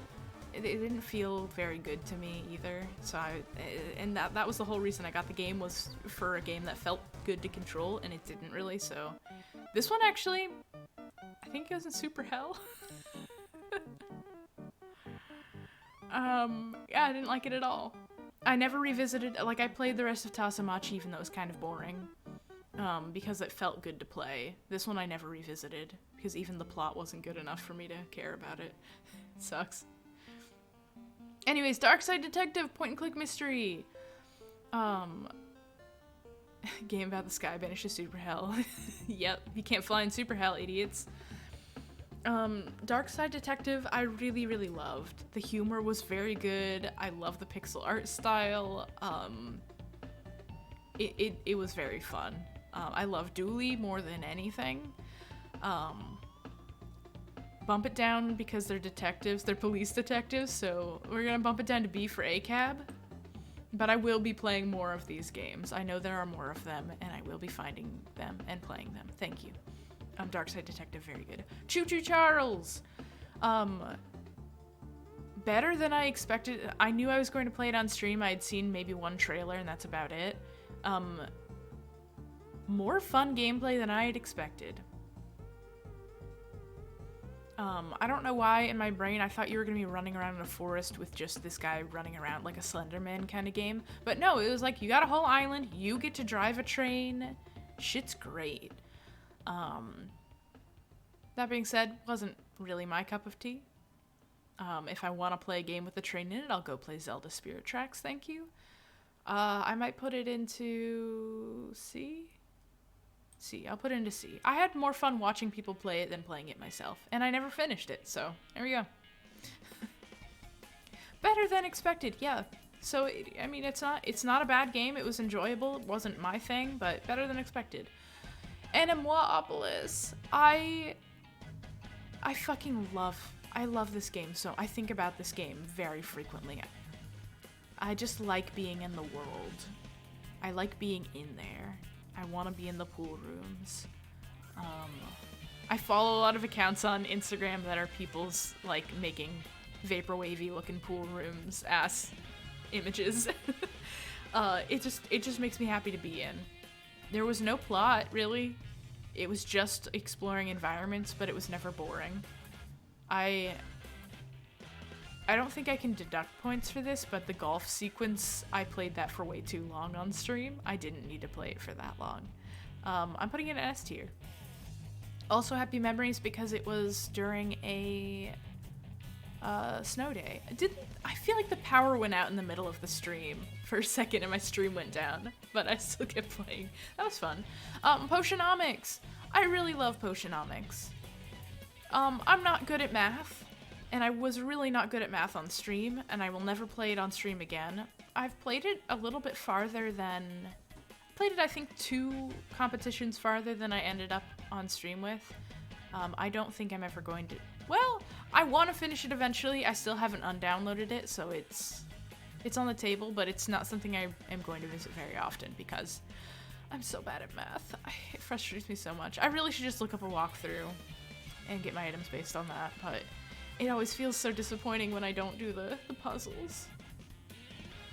Yeah, you do, Ven. I think you would probably have an easier time of it. I think you would probably be more apt for this game. But yeah, I need to get back in there. Secret Sleepover played it, and they only played it for like 2 weeks, I think. And they unlocked so much more shit. Like, I clearly hadn't been paying attention to unlocking, like, powers and stuff from all the people I was flirting with. But they got a ton of cutscenes from all the characters, and I was like, oh, I must be playing this wrong. Oops. I'm prioritizing stuff weirdly. Anyways, I'm gonna put it in A tier, I think. It's a little tricky for my brain. Capybara Spa, I played this once on my old laptop, and then I haven't downloaded it on my new devices since. It was really pleasing. This is another game that Secret Sleepover Society played, and I was like, I think that's what I want to do tonight. I like had a bad day at work the day they streamed it, and I came home and I was like, I'm gonna play Capybara Spa. I'm just gonna sit here, listen to music, and play Capybara Spa, and it was really nice. I had a good time. I like games. I like tycoon games where you're building up a thing, a business. I don't play them very often, but I like them. I think I'll put it a solid B. Solid B. Well, let's keep it in C. It wasn't bad, but I haven't felt the need to play it since. I haven't felt the need to go and download it since. Even as someone who's got good math intuition, Potionomics does require more system streamlining simplification. Yeah. Cappy Spa has a feeling of a half-idle game where there's always something to do. Yeah. You know what? The reason it's in C is because it's not a mobile game, because I would love to have it running while I was at work. Just as, like, my ADHD refresh, like, I need to go look at something else for a second. Okay, now back to work. Like, Capybara Spa would be... Capybara Spa is a very different game. It would be perfect for that, but it's not a mobile game. It's a laptop PC game. And I don't have the time for that. I'm using my laptop and PC for other things. Okay, we're now into the games new this year that I played off stream, and then new this year I played on stream. So we've made it. We've made it. I'm gonna finish off my tea.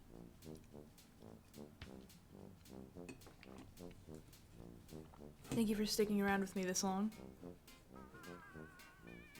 Most of you were here for a lot of these playthroughs, so none of these rankings should surprise you, I think. Okay. Tears of the Kingdom.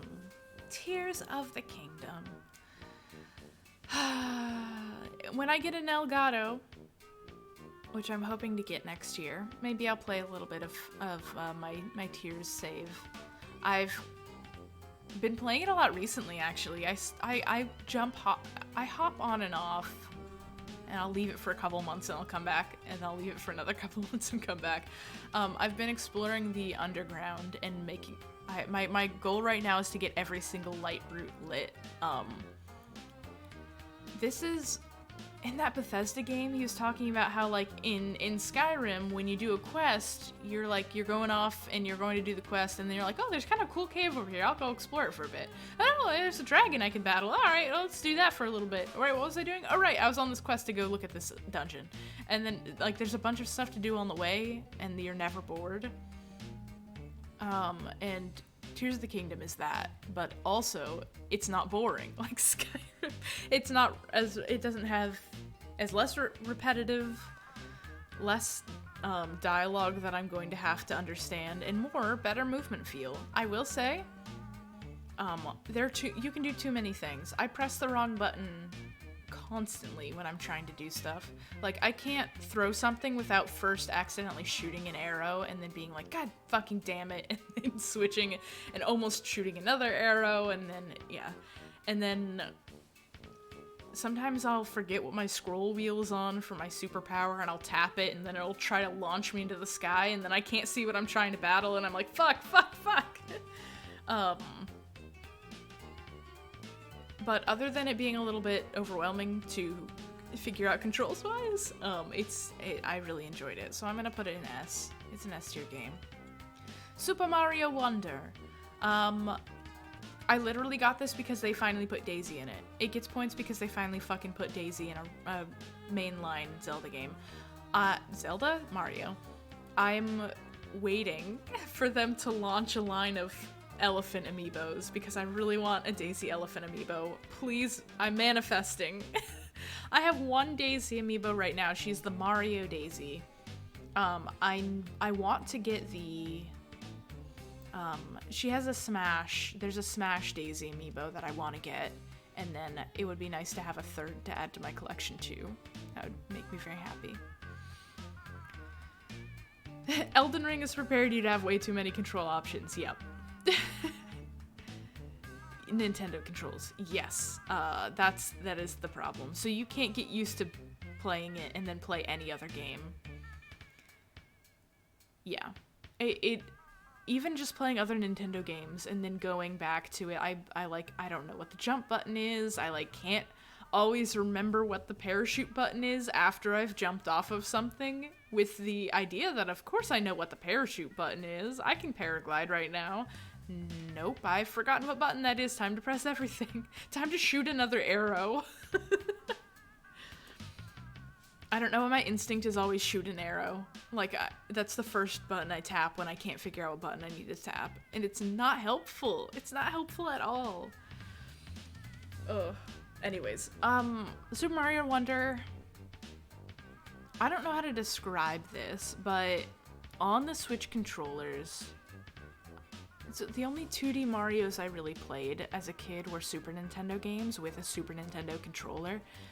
The button layout's a little different, I think. It's similar but different, and I can't quite put my finger on it. Let me look up a Super Nintendo controller.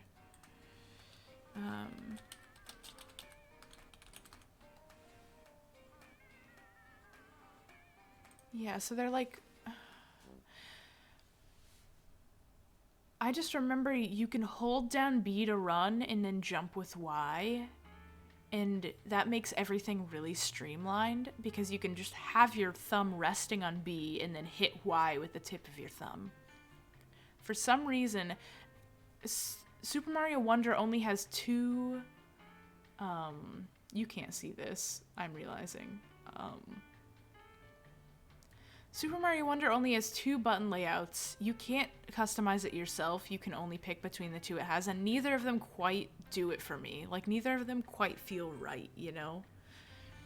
So I've been having trouble, controlling things that I would normally have not a hard time doing.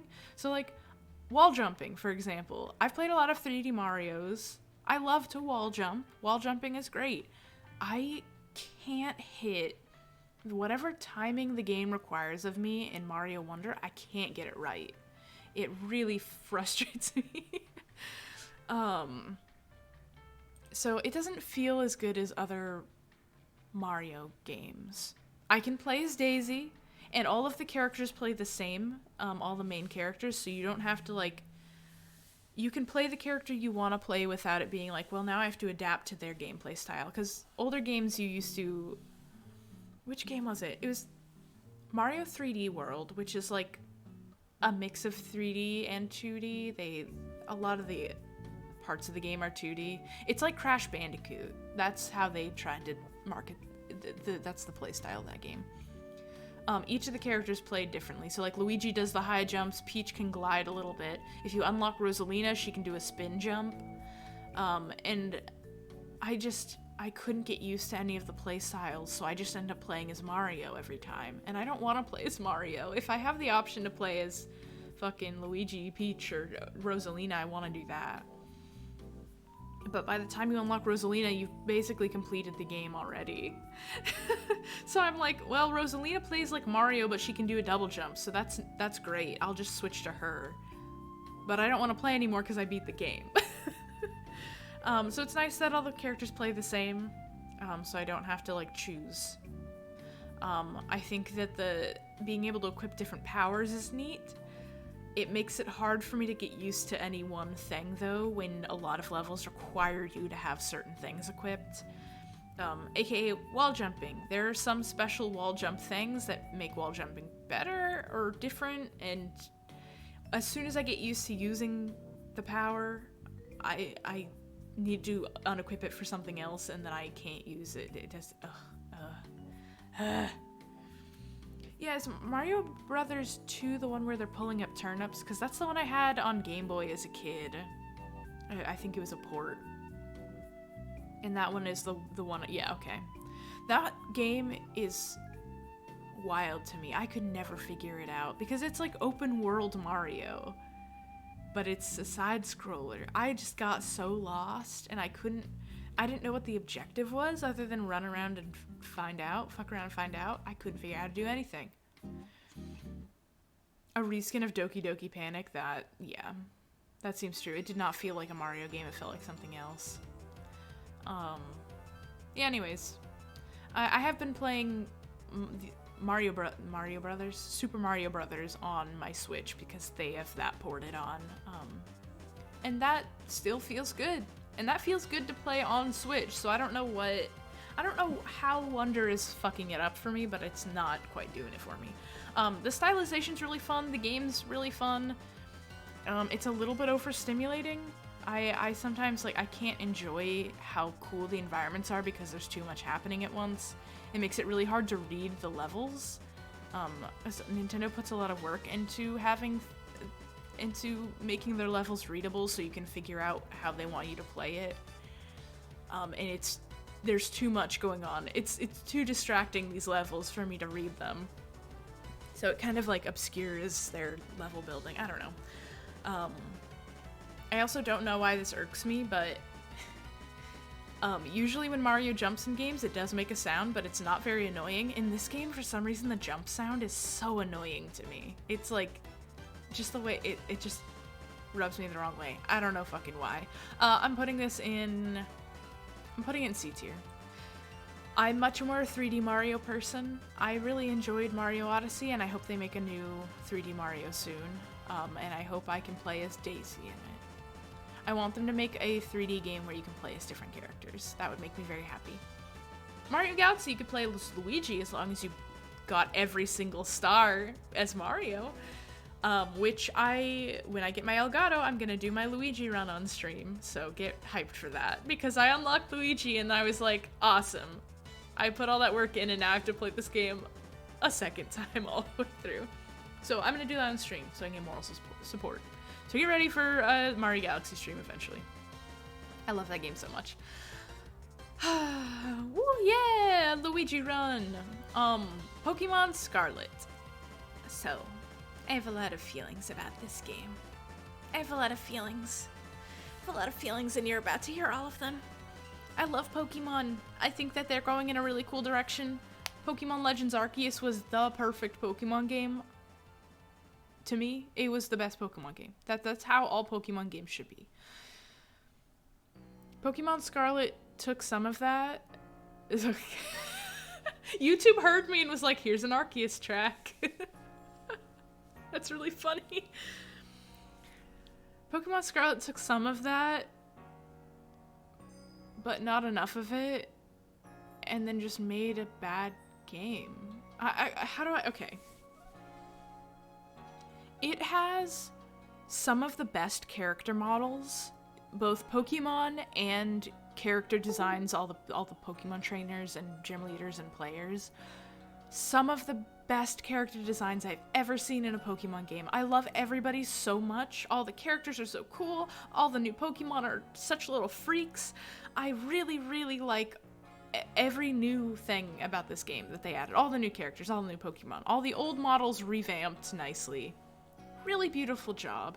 I saw a Twitter post recently that was like, y'all really sleeping on how well they remodeled the, like, Charizard, Blastoise, and Venusaur, because they look so much better than last game's models. And they're right, they looked really good. I had never seen them side by side before. They look fucking awesome. It's something that I overlook in a lot of Pokemon games, because early Pokemon games, you're not playing it because the models look cute, because it's just pixels. And so I still, like, that's not why I play the Pokemon games. I play them for my cute little guys, but not necessarily for the battle art, you know? But this game went above and beyond in that aspect. The story is fantastic. I love that you have 3 tracks you have to complete. So it's not just gym battling, because that's always been kind of boring to me. You're also doing these crazy, like, battling rebel team bases and fighting giant Pokemon. And it all comes down to battling in the end, kind of. But it's much more fun to get there. And I just love all the characters. I love the story. I think they knocked it out of the park in all those respects. This is maybe the most entertained I've been by a game since Sun and Moon was really good. It had great story and characters. I didn't really care for a lot of the characters like I care for a lot of the characters in this one. Like they weren't very likable, but the story was fantastic. This is the first time since like Black and White that I've loved all the characters, loved the story, been really invested. However, game is broken. The open world sections in a lot of places looked like ass. Like, they didn't offer very many character custom. The new games all have cool character customization. In this game, they said no, you can only wear your school uniform, and it only comes in these 3 out. Like, you can wear any of these 4 seasons, and they're all ugly. And I'm like, fuck, really? Really? All I can do is buy designer sunglasses, and that's it? Yeah, I still have to wear this stupid outfit. It makes me really mad, because all they had to do was stylize it a little bit. Like, Pokemon Legends Arceus didn't have crazy beautiful graphics, but they did this thing where they, like, the color palette all worked together, and they had that, like, the rim lighting of, like, different colors to, like, bring the entire color palette together. Hey, everything still looked good and nice to be in. It doesn't take that much to do that, and they really just didn't. The game looks so ugly. And I think I started saying this before and then didn't finish it, but like, Button City is my favorite example of like really simply made game, like not very complex graphics, but stylized so nicely that it's super pleasant to look at and be there, and you don't feel like you're missing something. Like, you don't have to be hyper realistic, you just need to be stylized in a way that's pleasant. And Pokemon has in the past been pretty good at that, but they just completely missed the mark on this game. Like, nothing meshes, everything feels disjointed, and that upsets me greatly. So we're gonna give it... I still really enjoyed it and I played a lot of it, but I'm not buying, like, I have no intention to buy the DLC and play it. Like, the ads for it looked pretty fun, but I know that if I get it, I'm not gonna play it, just like I did with Sword and Shield. Like, the Sword and Shield DLC was boring as fuck. Like, I don't need to do, they're not gonna trick me again into buying DLC for a game that was already, like, $60, you know? Just, if you're gonna add more to the game for free. Fuck you. B tier. Capitalism. Wait. Capitalism. Thank you. I'm glad you have nothing to add. Okay, cool. I know it's a contentious game. I know some people just straight up didn't play it because they were like, no, why would you release this to us? This is garbage. But it was an incredibly rewarding game story-wise, and that's a lot of most of what I care about. And they gave us Toedscruel, and Toedscruel is my perfect little baby angel, and I would die for it. I really want to get a shiny because the hot pink, is Toedscruel the evolution or the, I don't remember what they're called. The final Evo, the hot pink one is so good. I need that baby. Maybe we'll shiny hunt on stream one day. Just kidding, I'm horrible at shiny hunting. I would never do that to you guys. I would do it, I'd play Let's Go. I'd shiny hunt and Let's Go because that one's an achievable shiny. I worked really hard and I got a Farfetch'd in Let's Go, and that was hard because they don't spawn very much. Hey Koopa! Scream! So I'd shiny hunt in Let's Go. If I could get a Farfetch'd in Let's Go, then I could get it. I wanted to do Miltank. Miltank's not in Let's Go. Miltank is the next generation, I forgot. It makes me really sad. Maybe they'll release, a Let's Go equivalent of the next one.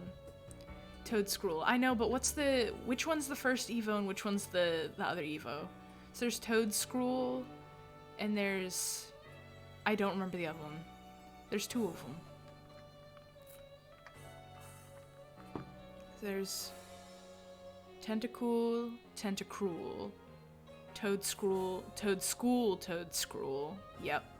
That's why I can't remember it. It's almost identical. Thank you, Koopa! Shiny hunting breaks your brain. Tried to hatch a shiny Charcadet. Oh my god. Yeah, I tried for so long in Sword and Shield to hatch a shiny Galarian Farfetch'd. I love Farfetch'd, by the way. I have 2 plushies on my little mantle, and one's a Miltank and one's a Farfetch'd, and they are my baby angels. I'm good, how are you today, Koopa? Those are also the 2 Pokemon in the Brian David Gilbert thumbnail of which Pokemon are the most edible, and I'm like, oh no, my favorite 2 Pokemon are very edible. That makes me very sad. I love my silly little guys. I love my hot pink cow. Not hot pink, pastel pink. Morally opposed to shiny Pokemon mechanics, yeah. How the shiny looks, right? For the cow, the blue cow? Yeah, the blue cow is really cute. I like the blue and the brown, it looks really nice together. And then Farfetch'd is a really like subtle pink, which I really, really love. I don't think I've seen the shiny for the Sirfetch'd or Farfetch'd. I like the base colors for Galarian Farfetch'd, but I still want the shiny. I desire shinies so much, and for nothing, for no reason. There's a character you can trade Pokemon in X and Y, and they'll give you a Farfetch'd. And it's the first, and its name is Quacklin. It's pre-named by the game. My YouTube stopped again. Yes, I'm still watching. Thank you. Jubilife Village, very nice. Go look it up right now. Okay. Galarian Farfetch'd. Shiny. Does it look literally the same? It looks literally the same. It's like slightly brown. That's really stupid, actually. I mean, let's be fair. Like, the original Farfetch'd shiny is not super, super different. It's just like a slightly pinkish. It's same tones. I need a side-by-side. There we go. So it literally looks the same. Oh my god, look at the shiny Meowth. That's cute as fuck. I love that. I love the little blonde Meowth. I do like the golden goose shiny. That's cute. I still want it. I still want it, gamers. It makes me feel special. Yeah, I'm glad older Pokemon have been getting some love in the new games with regional forms. Sometimes they're missed for me, like Dunsparce. Come on, guys, you could have made something really cool with Dunsparce. Dunsparce is such a neat design, and instead you made Dunsparce. But no, yeah, if I got one, I'd probably be evolving it. I just really love Galarian Farfetch'd design with the huge leak, and they're so angry. Like, I love my boy. I love my son. You can't see this. This is cut off. I love my son. Look at him. Look at him. He's dancing. But, like, this is also peak design, you know. I appreciate Dunsparce as a joke. But fuck, it would have made a cool-ass, like, dragon creature or big snake, you know? Oh, sorry about the ad break. Dunsparce! Yeah! Hi, Tiefling Fen. I'm so sorry the ads are running. It's a bad time to join, eh?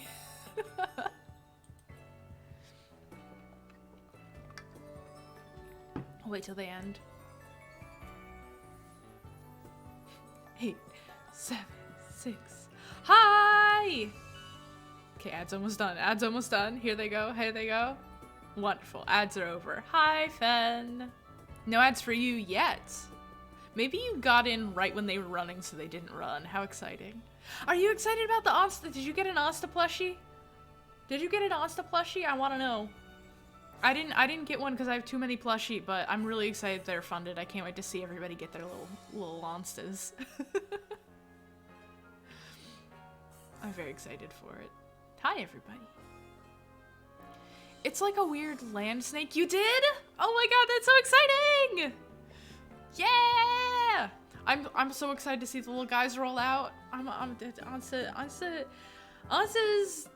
like art and design, character design is so good that like it was inevitable that there would be a plushie, like an excellent plushie. Tsuchinoko. Do I need to Google this?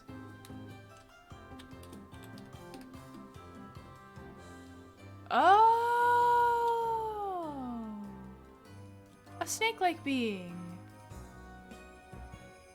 So it's a specific kind of like, oh, they're just these fat little snakes. So I guess they do just get longer. So I guess a Dun Dun Sparse was inevitable. That's unhelpful. Thank you for opening that picture all the way over there and being so unreadable. Yeah, like a Tsushinoko. I didn't know these existed, thank you. It's a yokai! Thank you for the hydrate. I'll take a big sippy.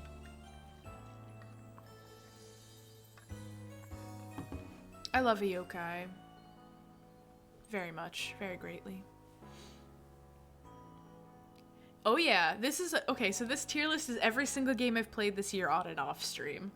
So some of them are new games. Actually, we're down to the new games this year now.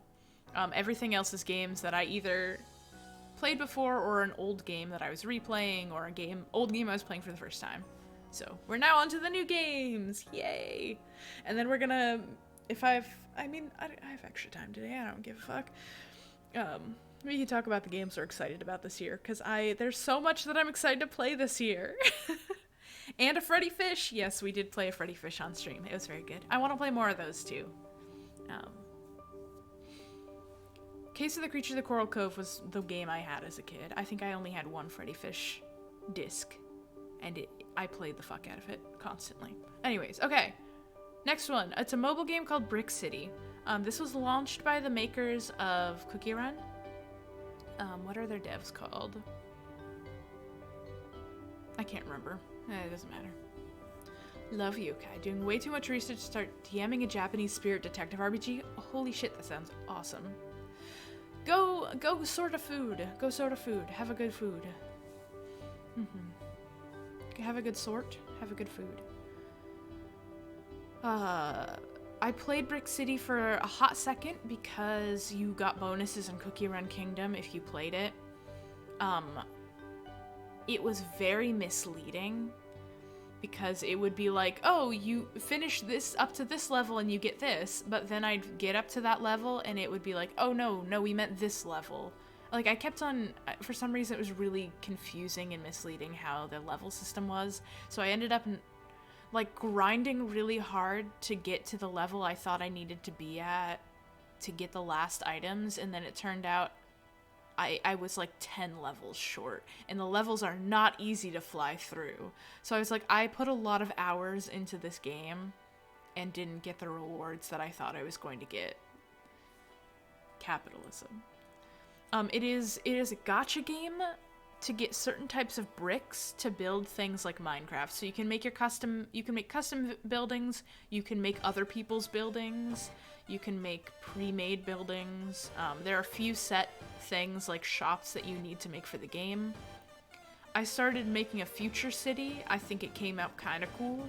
I don't have Brick City on any device anymore, so I can't show it to you. But then there's also this social media aspect where you can post your designs, and then other people could like them and build them. It was interesting. It was like if Minecraft wasn't good.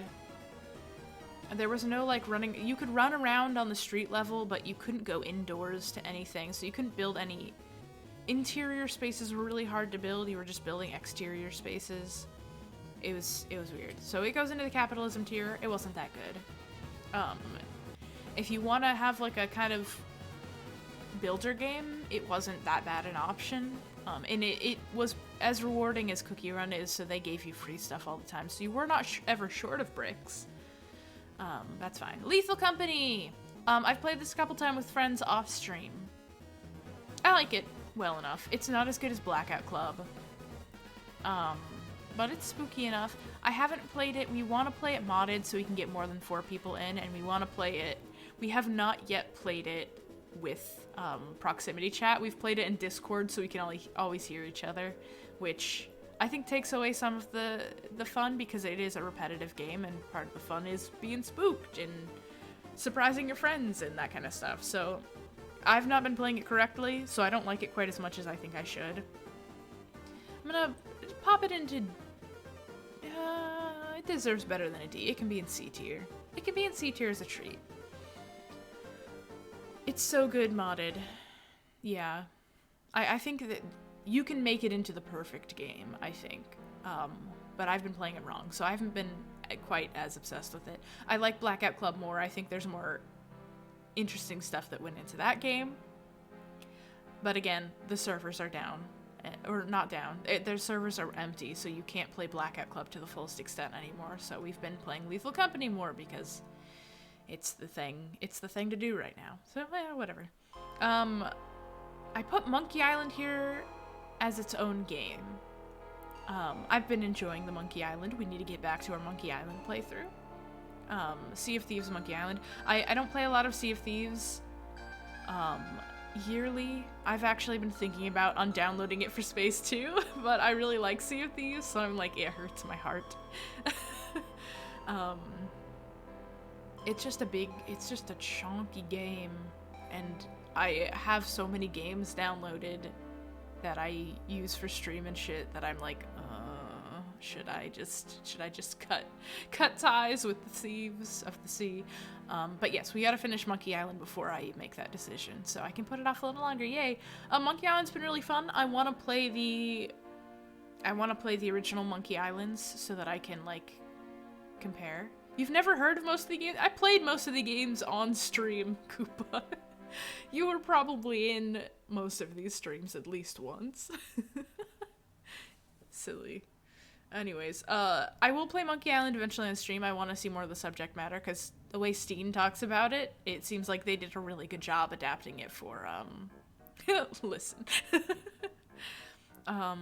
They did a good job adapting it in Sea of Thieves. It feels point and clicky even though it's in a 3D world, in a way that I think is hard to achieve. And I think, back to our Hivesoft discussion, they really tried to, I don't think that they were able to pull it off, which is why they switched back to 2D.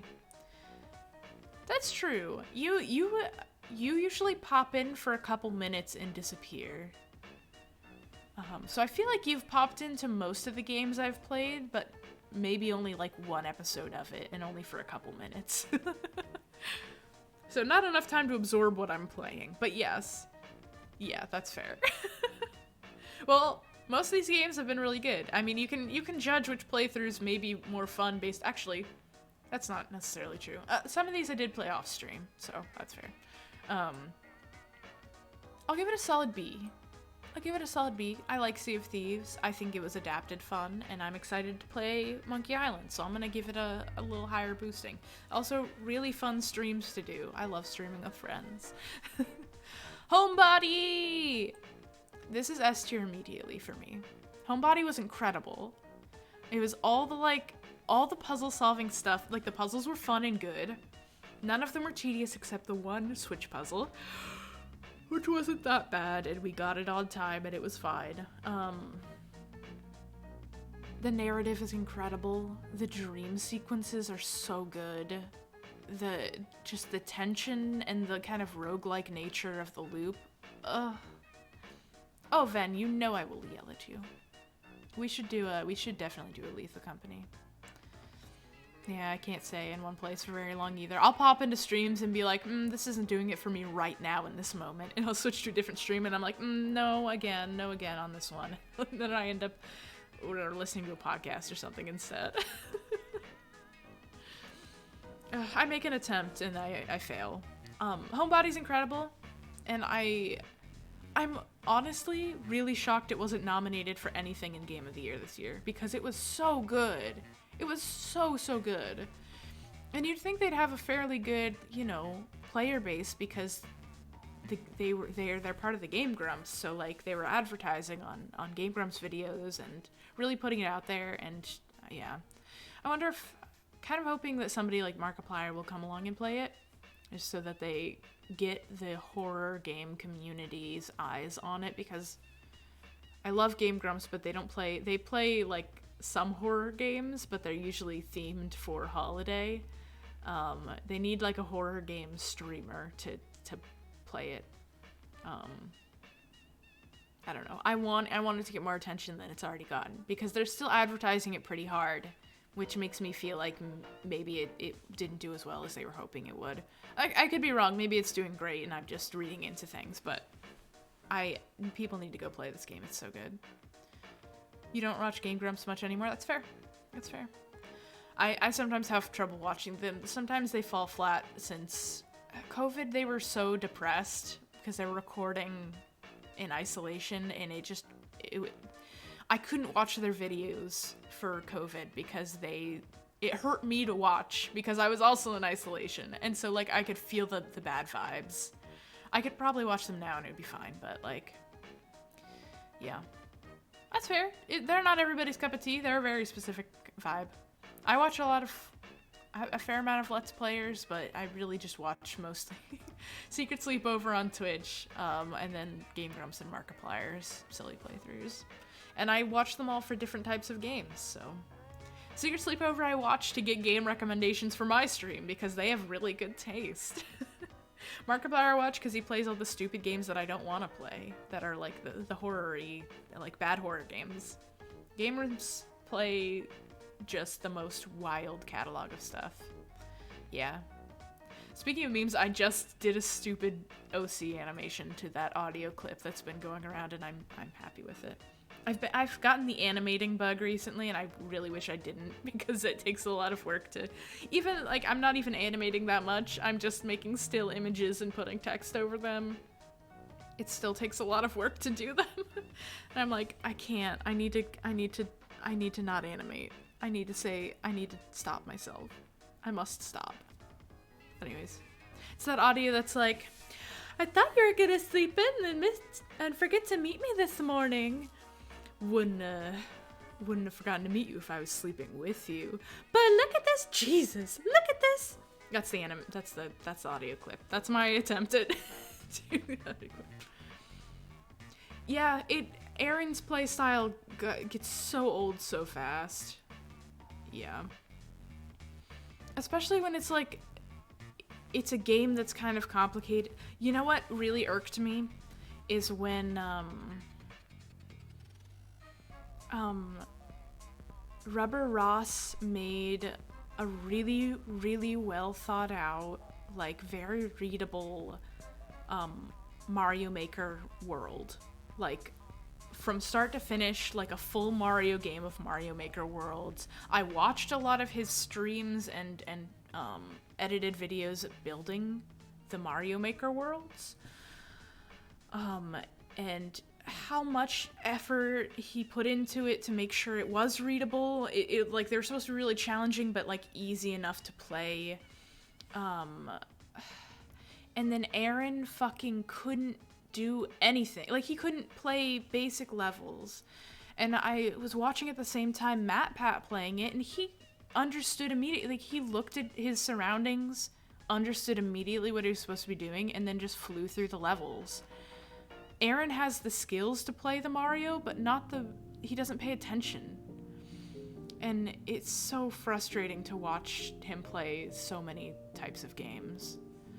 I heard that, like, I haven't watched the Tears of the Kingdom playthrough that they've been putting out yet, because I've been playing Tears of the Kingdom myself and I didn't want to spoil anything. I think I'm past that point now that I can go watch it, but I heard that, like, it's very frustrating early on before they get kind of in the swing of things. So it's like, they just don't know yet. Yeah, he's made like a lot of really hard ones, but like his Super Mario World are like they're reasonable. They're supposed to be challenging, but like you know what you're supposed to be doing, you know?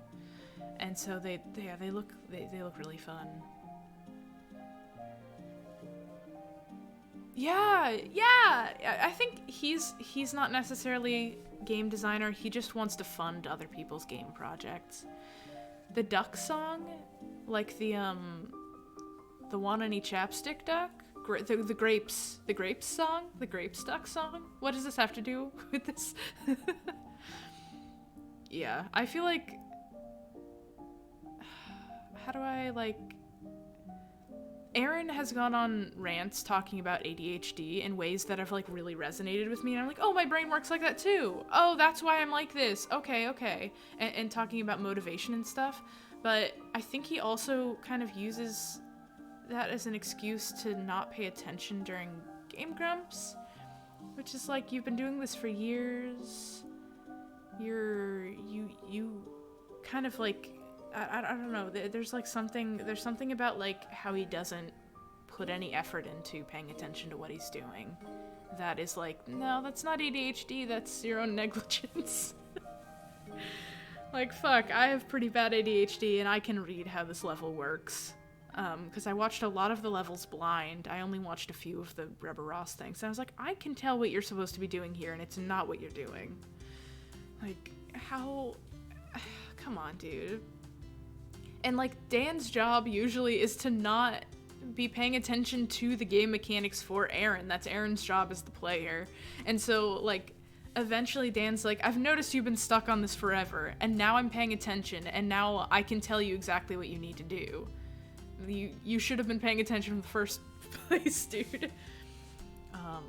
Yeah. I don't know. I do still find them very funny, but there's just something about Aaron's playstyle that's just so infuriating.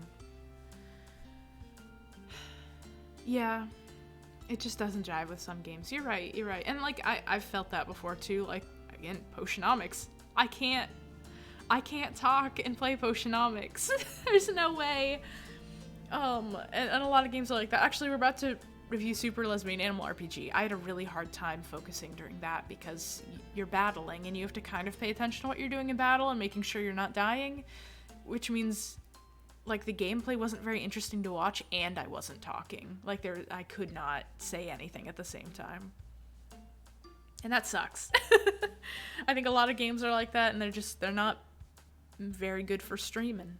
I was watching someone recently playing a game. They were playing like Street Fighter or something, and if you commented in their chat, it would vocally like say your comment out loud so that they could respond to you while they were playing the game. But they'd start responding, and then like 2 seconds later, kind of be like in middle of sentence, just like brain turn off, only kick. And I was like, yeah, that's this is hard to do, but that's why you have a co-star on Game Grumps to vamp for you while you figure shit out. Aaron, just let Dan talk for a little bit while you learn how to play the fucking game. And then the confidence in which he does something wrong and he's like, oh, I've figured it out, and then hasn't figured it out. That's my Game Grumps rant. I still watch their stuff. They're good to put on in the background, whatever the fuck. Who cares? Super Lesbian Animal RPG. Beautiful game. Incredible soundtrack. Gorgeous character designs. Really funny dialogue. Queer representation. I still haven't finished it. I said I was going to play it again. I think I said I was going to finish it on stream. I'm not going to finish it on stream. I haven't even finished it off stream.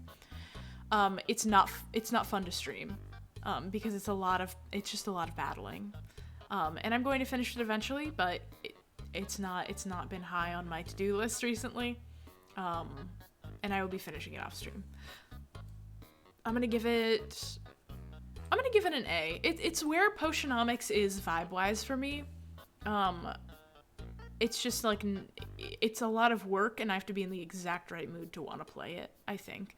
And stream is usually how I make myself play that kind of game. I'm like, I'm gonna get through it because I'm playing it on stream. I can't play that game on stream. So oh well. I will say I got my Steam reviewed back, and one of my 5 top categories is LGBTQ+. And the way it phrases it when it gives you those stats are, well, you are what you play, and then the first number 1 was gay. It's like, yeah, Steam just called me gay. They're right. Murder of Sonic. If I was reviewing this against other Sonic games, this would be S tier. Sonic games are notoriously hard to play, and notoriously even more hard for me to play. I just watched Snaps Cube play through Sonic Unleashed, and it was maybe the funniest thing I've ever seen in my life. That game is so bad. That was the only Sonic game I had as a kid. I borrowed it from a friend and played it for like a year, and didn't get anywhere near to finishing it. That game is so hard and janky and annoying. This is what I want Sonic games to be. I want to be very character focused. I want to be like cool character designs. I want like it to be plot heavy. I am gamer. Yes, that is me. This is what I want in Sonic games. And then it had little fun gameplay moments, but it's mostly a visual novel. I just really liked it. I think it was a fun direction. I hope their games become better than they have been, because I just really don't like their games at all. I've never had the desire to buy a new Sonic game when it came out. But when this game came out, I was like, oh, this is perfect. This is exactly what I like to do. I'm gonna stick it into B. So the character dialogue was fun, but it wasn't as funny as like Potionomics Super Lesbian Animal RPG. Like, it's a tier down than that kind of game. Paleo Pines! I love dinosaurs. The game is really cute. I said I was gonna play it off stream and come back to it. I haven't played it off stream yet. We'll see if that actually happens. I love dinosaurs very much. I don't play a lot of farming sims, and I don't know if this one's going to pull me in. I don't know if this one's a tier above. I don't know if this game is enough to make me interested in farming sims. The last farming sim I played was probably like Farmville on Facebook when I was 13. Like, oh, I had a Lady Gaga horse. That's the coolest thing I had on my Farmville farm, by the way. It was when, Bad Romance came out or something. I don't remember. Lady Gaga horse was the coolest shit I ever owned. Oh, Ooblets is a little bit of a farming sim, but it's like a Pokemon farming sim. That's a game that I can get behind, you know? I should play Ooblets on stream. I won't. I'm gonna give it a D. I think like the MMOs, it wasn't quite for me, but I do think I'm probably gonna play it more because it seems like a chill time. I think once I unlock more dinosaurs, it'll be even more fun as well. Volcano High. My favorite pastime right now is to listen to Goodbye Volcano High songs in my car on the way to work and cry a little bit. The music is incredible. The rhythm game is really fun. I would bump it down. I would bump it down for not being able to replay songs or practice, but it's just so good that I can't. The visual novel's amazing. The art is so gorgeous. The narrative is so real. I've tried to tell my mom about this game a couple of times, and I will literally start crying. Bye, Koopa, have fun! Enjoy Sonic Dream Team. Yeah, Sonic Dream Team is a direction. I liked their open world Sonic looked like it was a little fun, but just not quite. It just felt, I don't know. It had a vibe to it that I didn't really like. I did watch the Game Grumps playthrough of that, and they looked like they were having fun. They had incredible music in that game, but yeah, I agree. I think that there should have been a mode to practice songs before I played them for plot reasons, because I think how well I did in the songs may have impacted plot if I did really poorly, and I'm really glad I didn't do really poorly. Ven just went live playing Ven just started playing Risk of Rain, so shout out to Ven. Call out post to Ven. I saw you. Shh. No one saw it. And I guess that leaves us with Firmament. Volcano High Wonderful. No notes. Firmament goes directly into super hell. Pulling one for the team, Benjamin. Let me realign this. Okay. Alright, Firmament goes in super hell. We all know why Firmament goes in super hell. If you saw that stream, it was fucking the worst. Okay, I love the Myst games. I've heard Abduction is really good. Like, everything they put out is pretty neat. AI bullshit. What is that? Are you talking about Firmament? Was there AI bullshit in Firmament? I feel like the game was beautiful, but the puzzles weren't interesting or fun. They were just hurdles. They got caught using AI art. Huh. You know what? That doesn't surprise me. Yeah, it was not... The glitches were pretty bad. If your game's gonna break that often, you need to put the unstuck button somewhere where I would actually have seen it, so I wouldn't have had to replay so much of the stupid game. It broke so often. The puzzles sucked. It just, like... I'm ranking the Myst games lower and lower in that tier list. I really enjoyed all of them. I enjoyed all 3 of those games I played. I know that they do puzzles good. They did not do puzzles good in this one. I think they spent too much time making the game look really nice, and the environments were gorgeous. The environments were almost as beautiful as, like, Deathloop. They are almost as enchanting as that. But they had no personality behind it, you know? Like... And there was no drive to go through the game. Like, you were being led on by this voice that was just like, oh, yeah. Shit's weird. Here's a little bit of plot. But she never said anything.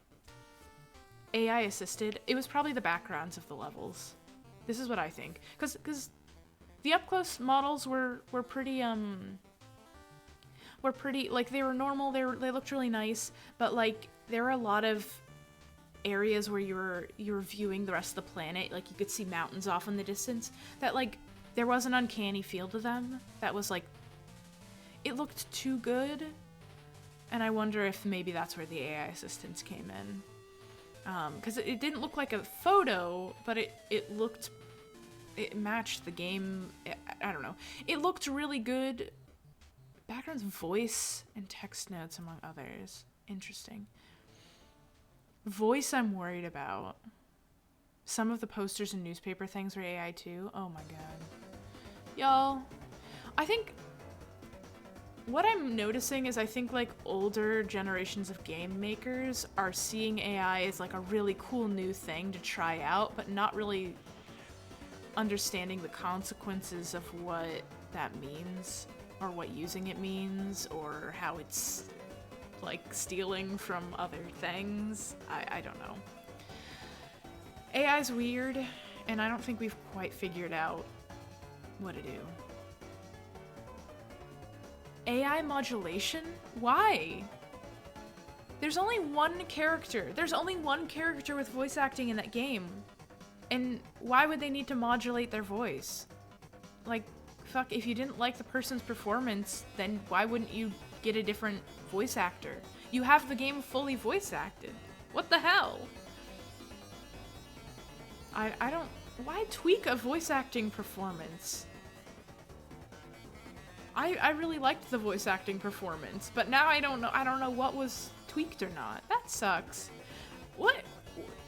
Getting hired for a voice acting job, being the star of a video game, and then having them take your voice and tweak it?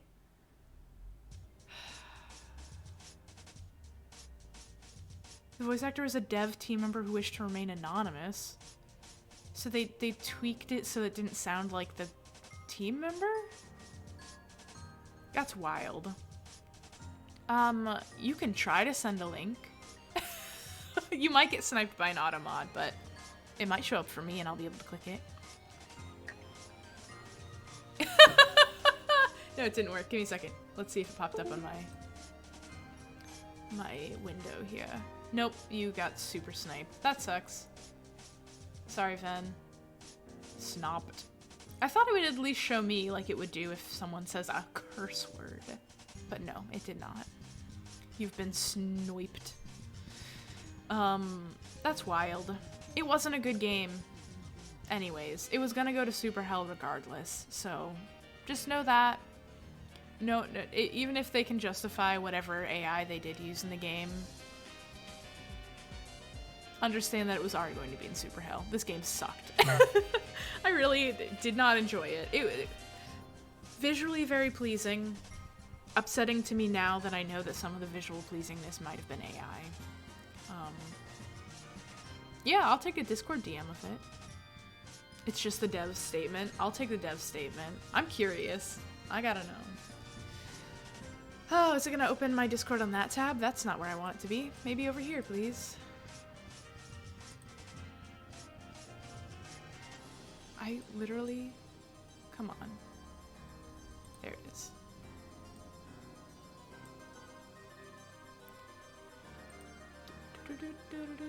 Oh, I got a bunch of new messages. Yikes. Okay. Regarding AI-assisted content in Firmament. Also, whatever, whoever they ran their, they gave out creator codes. That's how I got the game. I got the game for free. Because they gave me a creator code for it, which is great. I love that. Thank you for the free game. I'm sorry I'm never gonna play it again or say anything nice about it, really. Whatever company they ran that through was not Cyan. It was like some thing that does those code drops.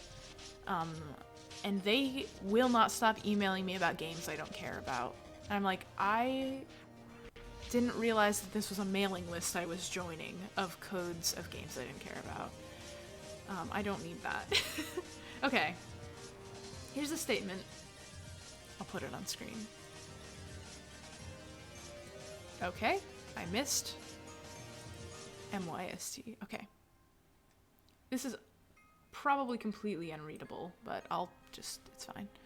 As many of you have seen or noticed, our credits in Firmament mention AI-assisted content. This has been present in credits for Firmament since release day.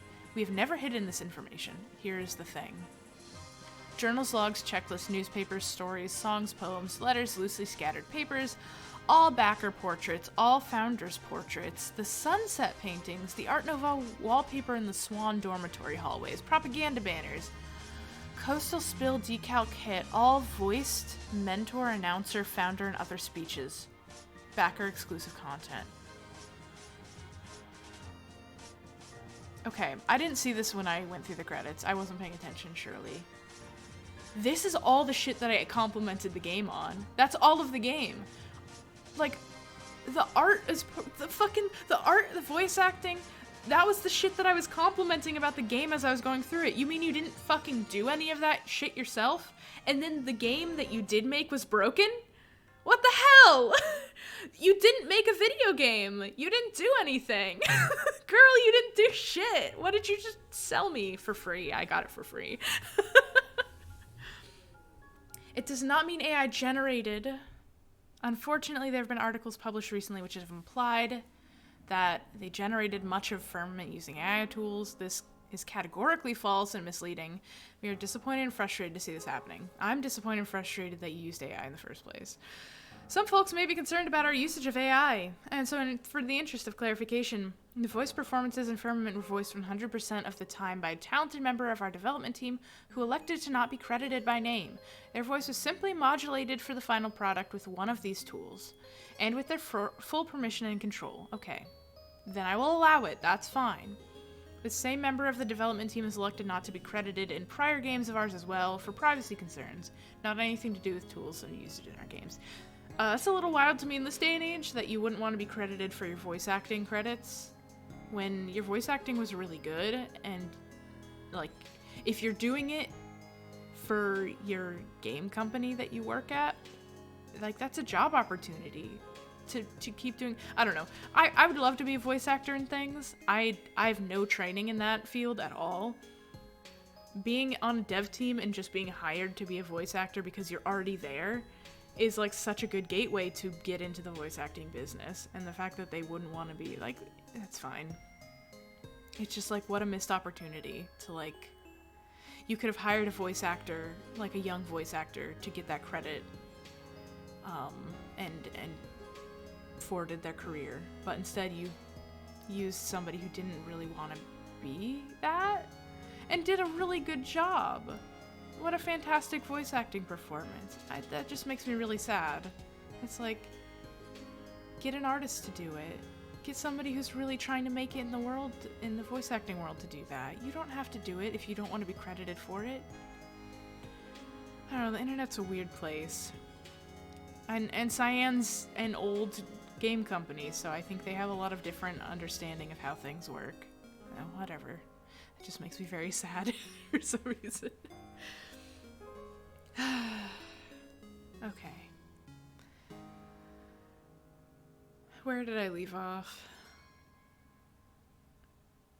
Additionally, our narrative team elected to use AI writing tools to ideate and experiment with how information they wrote themselves is presented in the game.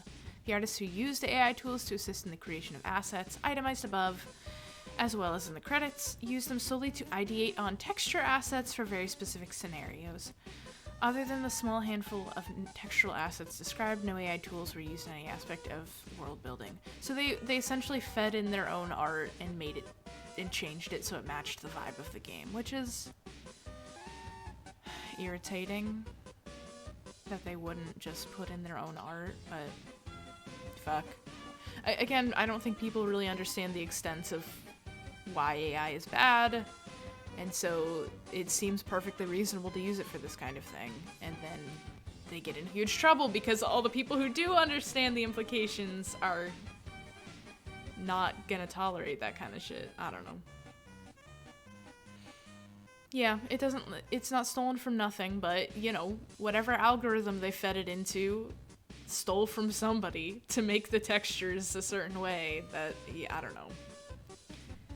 They're not saying what AI they used, so no one's going to be able to go in and do research on how that AI algorithm was built to make the things that they put in this game. So there's no, we can't assess the morality.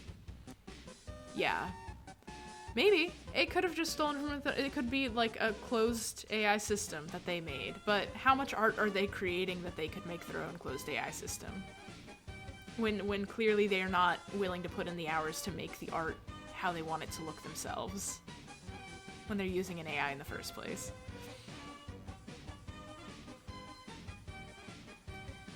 Yeah, it could have, we don't know. They have not said what tool they were using, so we don't know how responsible their usage is. And that's all we can leave it at. If they're not going to tell us what they use, then we can't.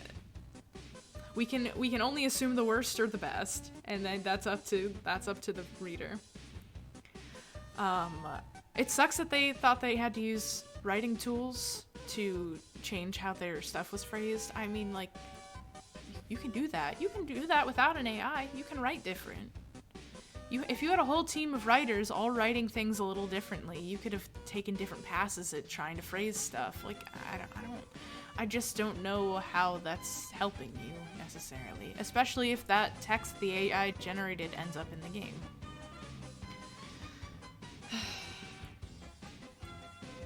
Cyan is a talented team of individuals, all human beings with a breadth of skill and experience who've been working on this game for over 4 years, from scratch, yeah.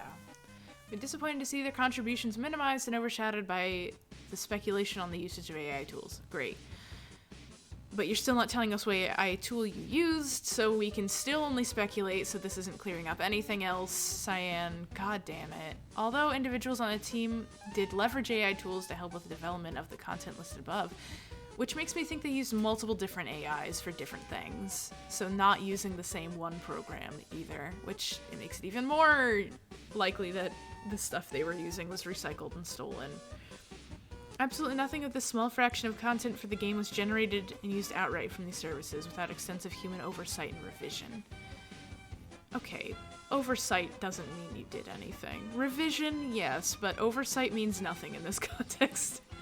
You just saw what the AI pooped out and you were like, yeah, that looks good. That's all you need to do to say you had human oversight. Like, all AI generated content is human oversight. Don't fuck with us. Revision, great. That sounds good. For those who are disappointed in our use of these tools, I hope you have a better picture of how we use them to assist firm development. Who are disappointed Kickstarter backers, we hope you understand none of these tools even existed when we kickstarted the development of the project. Understand that you may be disappointed that we did not disclose our usage of them in the last year. These tools land in a gray area for many, but we hope that some accurate context instead of spicy headline helps us clarify for you. You gave us no context. You did not tell us. You did not itemize us. You can't say you used AI content and not also credit what AI you used. That is a red flag. That is a huge red flag to me. And that they put out the statement and didn't clarify that is an even bigger red flag. I don't know. Using AI stuff to assist their work rather than generating new stuff. Yes, I think I read that. You've got a different perspective on this than me. That's okay. Yeah. You have to make assumptions to give them the benefit of the doubt, and that you should be... Yeah. I just think that this doesn't clarify a whole lot. This is explaining more how those tools are used, great, but it's not actually telling us, why did my music stop again? Where is it? Yes, I'm still watching. Stop asking me. I'm still here. I don't know, it's just disheartening. You know what I think happened is that when they decided to make this game, they bit off more than they could chew. And they couldn't meet whatever deadline they were trying to get to with the amount of money that they got backed on Kickstarter. This game was kickstarted, and they worked on it for 4 years, and there's a whole team of people to pay, and they have to get a game to start making back some of that money eventually. If a company wants to use generative tools, even if they do so responsibly, they need to know they're going to piss off a lot of people anyway, because there's really no responsible way to do things and prove that it was done responsibly. Yeah. I agree, and I think they're certainly trying to minimize that damage, but that damage is going to be done, regardless of how responsibly they used AI and how minimally they used it. It's still going to create backlash. Make less ambitious games. Make less ambitious games. Make less ambitious games. Make less ambitious games. So you don't have to lean on tools to do... And, like, as I've said, this game wasn't that good. The puzzles weren't that good. The visuals were the only interesting part of this game. The voice acting was good, but it was altered. So I don't know how good it actually was. Like, the plot was nothing. Like, none of what we read or, like, what the person said to us meant anything. Like, there wasn't any narrative force behind it, so, like, I don't know what the fuck you were... Did your use of AI make the plot worse? Like, I don't... Well, there's nothing to this game. There's just this game, it belongs in super hell. It sucks that they thought they had to use AI for any reason. And it wasn't a good game. It just, like, it fell flat from, like, every angle.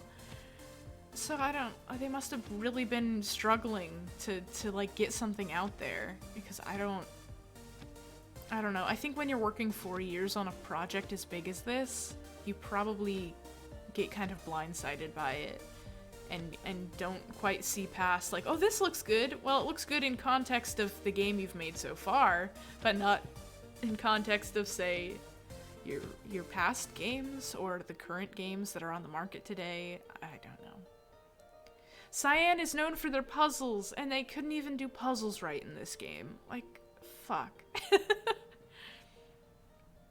Anyways, that's my tier list. On a positive note, let's pick a game of the year. I feel like I should... I don't know. I think if I'm picking from every single game in this catalog, every single game I've played this year, not worrying about what came out this year, Deathloop is my game of the year. No, it's okay, Ven. I want to know this stuff. It's frustrating to me. And I didn't mean to rant about it so long, but I do find it interesting. It just sucks. It just sucks that we feel the need to be using that. I think there are some really cool, interesting, practical uses of AI that exist out there. But it's all the bad stuff that is kind of like ruining it for everybody. Like, have you played any of those? Secret Sleeper played these a couple times, like AI generated dungeons, where it's just like you're creating a story within, and you're inputting your own commands, and it's taking cues from you, and it's trying to make sense, and it just ends up in like a weird dream. Those are kind of fun. And a lot of the text things that aren't like being used, like I know that people have started submitting AI generated essays, like making ChatGPT do their homework for them, kind of thing, which is really devastating. And they're not. Who said this?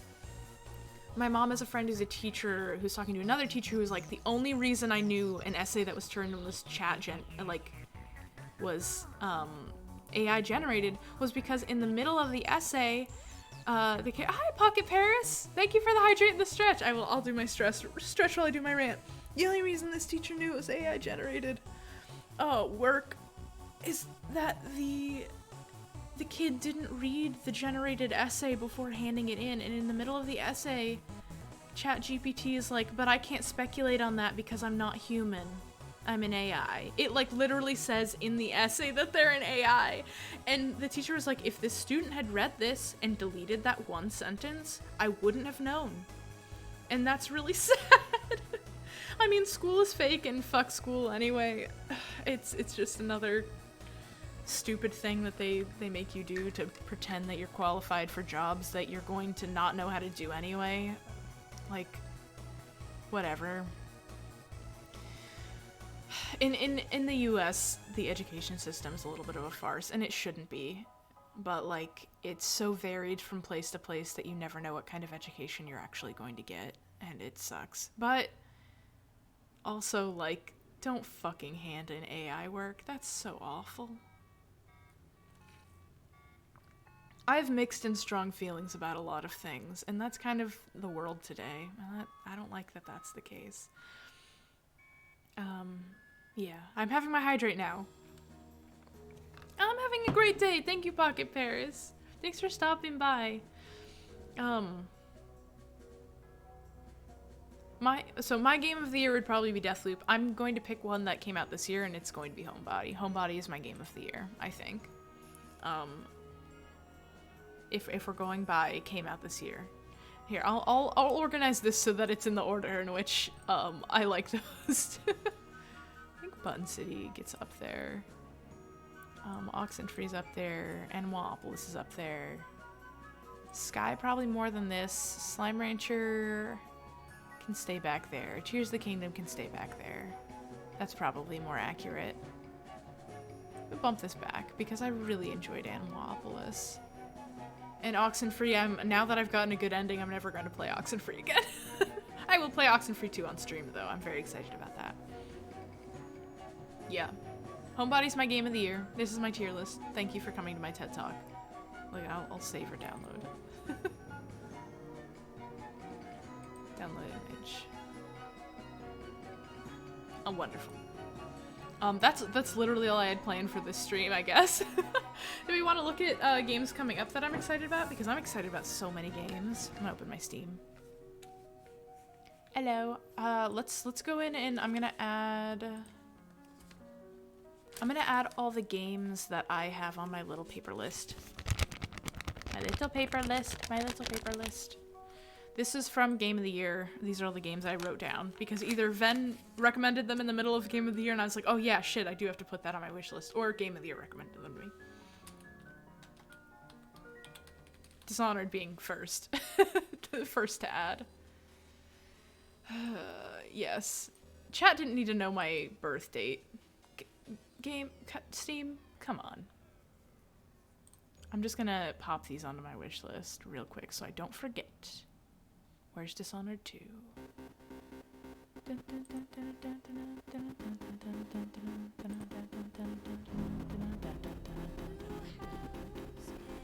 Yeah, this already looks... Oh, I know this song. This is the song that was being used for every advertisement for like a while. There's a Magician's ad to this song, I think. When you took the throne, witch. What is this song called? I'm gonna find it. I'm gonna find the Magician's ad to this song because I know it exists. Okay, I'm typing. Probably season 4 ad. Yeah, that looks correct. Is this the one that uses the song? Shut up. Awesome. Something was done to us. Memories back. Bring back magic. I hate the Maybe this library. isn't the song. To make things is trapped in there. I'm not here to. You have the makings of a master. I lied. Maybe they used it in the show for a moment. This season is devastating, by the way. I think. Wait, is this the one I'm thinking of? You have the makings. It's not a game. I'm not here to play. Yep, this season's devastating. Season 4 is really a lot, and then the last 2 seasons are also a lot, but like they're really. I love the Magicians. Now I'm just thinking about Elliot. I love Elliot so much. That season was not a good season for Elliot. Poor baby. Anyways, this looks fucking rad as hell, and I will be playing Dishonored. Thank you, Benjamin Naddis. I'm adding Blade as well while we're here. Does it not have a Steam page yet? It looks like it doesn't have a Steam page yet.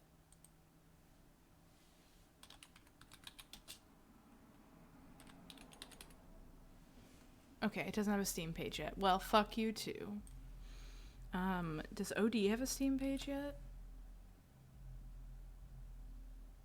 It doesn't look like OD has a Steam page yet either. Well, how am I gonna remember I like all these games? God damn it.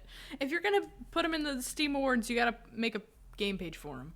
I'm really, really excited for OD. I would show you the trailer. It's kind of spooky, though. I'll show you the trailer for Blade, though. What they played during Game of the Year. This is off-centered. This is off-kilter. Let me just... There we go.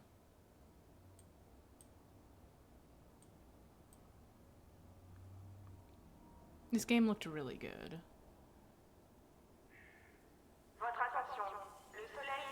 Hades, yeah. Hades is one of those games that looks beautiful, but I don't think it's a game for me. Like, look how beautiful this already is. Like, right off the bat, I'm like, yep. Turn that shit up.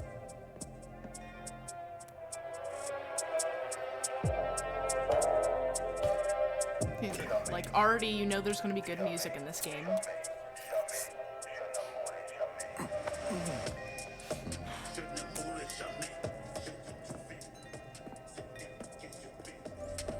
Relax, man. I don't bite.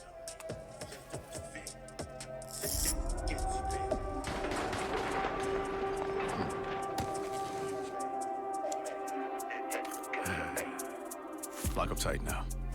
I love vampires so much. Night's just So getting much. started. I've never heard of Blade before. I would die for him, though. Thank you for your patience. Hades in 24. Yeah, it must be coming. It must be coming soon, right? It must be coming soon. Okay. Let's see OD. This is what I'm really excited about because it's what? It's Kojima and Jordan Peele making a horror game.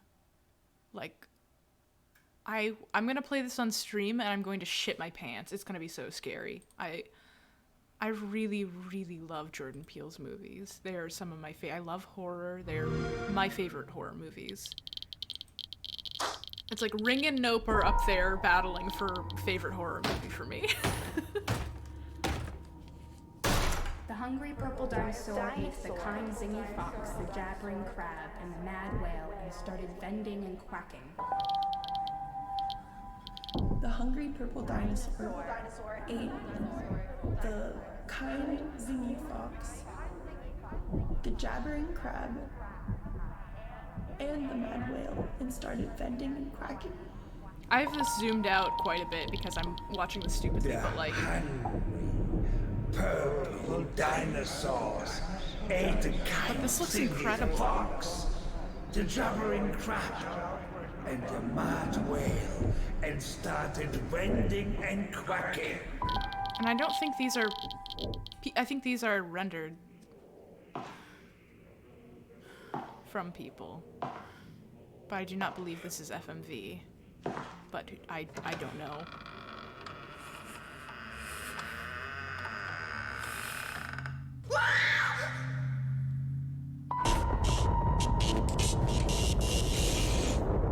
That's all they gave us. That is literally all they gave us on this game, and I am hyped out of my mind for it. I can't wait. I'm so excited for this.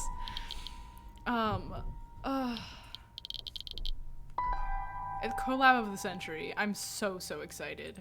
Oh, I've also been meaning to play Venba. It was nominated for quite a few awards. I had my eye on it for a while. It's a cooking narrative game. It just looks so beautiful. Here's the blurb is, Venba is a short narrative cooking game where you play as an Indian mom who immigrates to Canada with her family in the 1980s. Players will cook various dishes and restore lost recipes, hold branching conversations, and explore the story about family, love, loss, and more. It just looks incredible. And it got nominated for so many awards. And clearly a lot of love went into it, so I've been meaning to, I'm gonna play it on stream eventually. We'll see. Pony Island. I've never played the first Pony Island.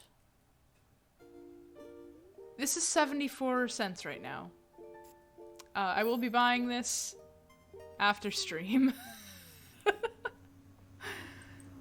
I'll pay 74 cents for Pony Island. Pony Island 2, let's put that, pop that on the wish list. Looks incredible. I like how misty a lot of Inscription-y stuff looks. Like, this is just, it's incredible. This shit's incredible. There's so much happening. So excited. As you should be, Pocket Paris. Kojima would do an FMV. You're right. It might be FMV. It did look like they were rendered models if you look real close. American Arcadia. That sounds familiar.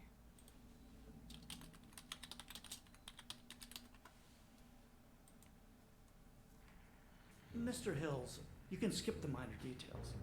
Oh yeah. Sorry, I'll get to the point. Real name is Trevor Hills, is now on the run in the popular TV show American Arcadia.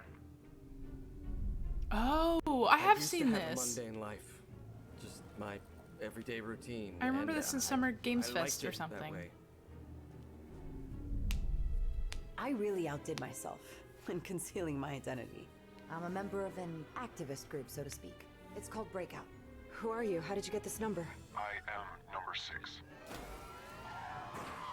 Yep, I love this. This city. The most watched media phenomenon on the planet. They turned Elijah's dream into this American nightmare where being unpopular is punished with death. This sounds just like the Ugly's book I just finished. I just finished the entire Scott Westerfeld series, including the 4 new books that I didn't know existed until a couple months ago.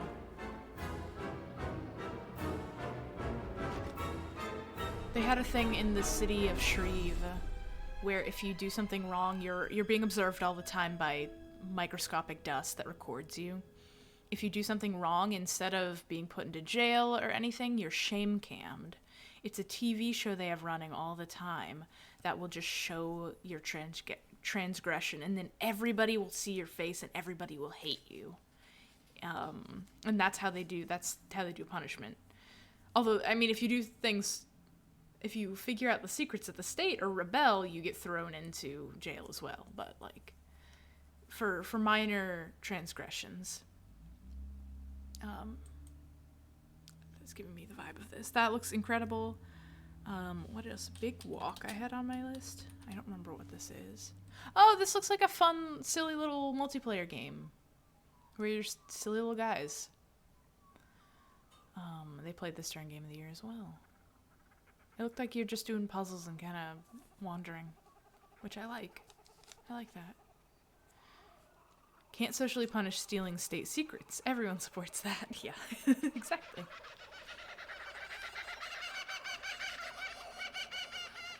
Ooh, there they are. Where? Oh, I see them. I like how silly the in-game voice chat looks, with their mouths going whop, whop, whop, whop, whop. It's so cute. It just looks so delightful. You're just going on a big walk with your friends. Finding weird shit. It looks so goofy.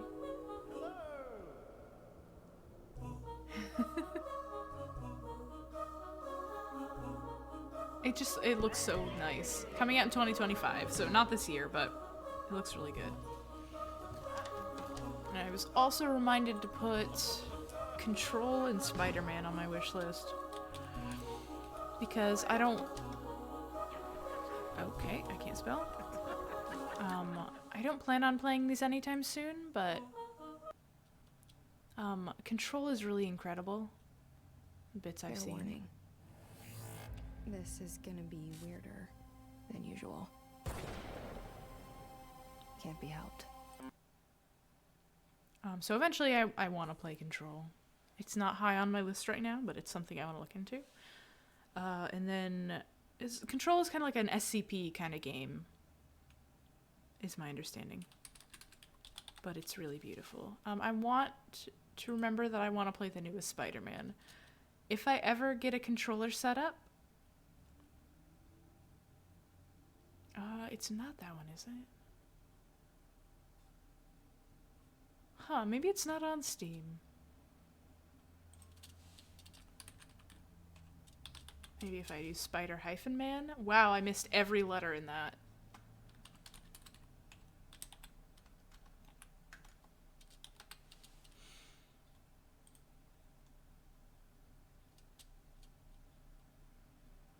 Seven titles have been excluded based on my preferences. That gives me concern.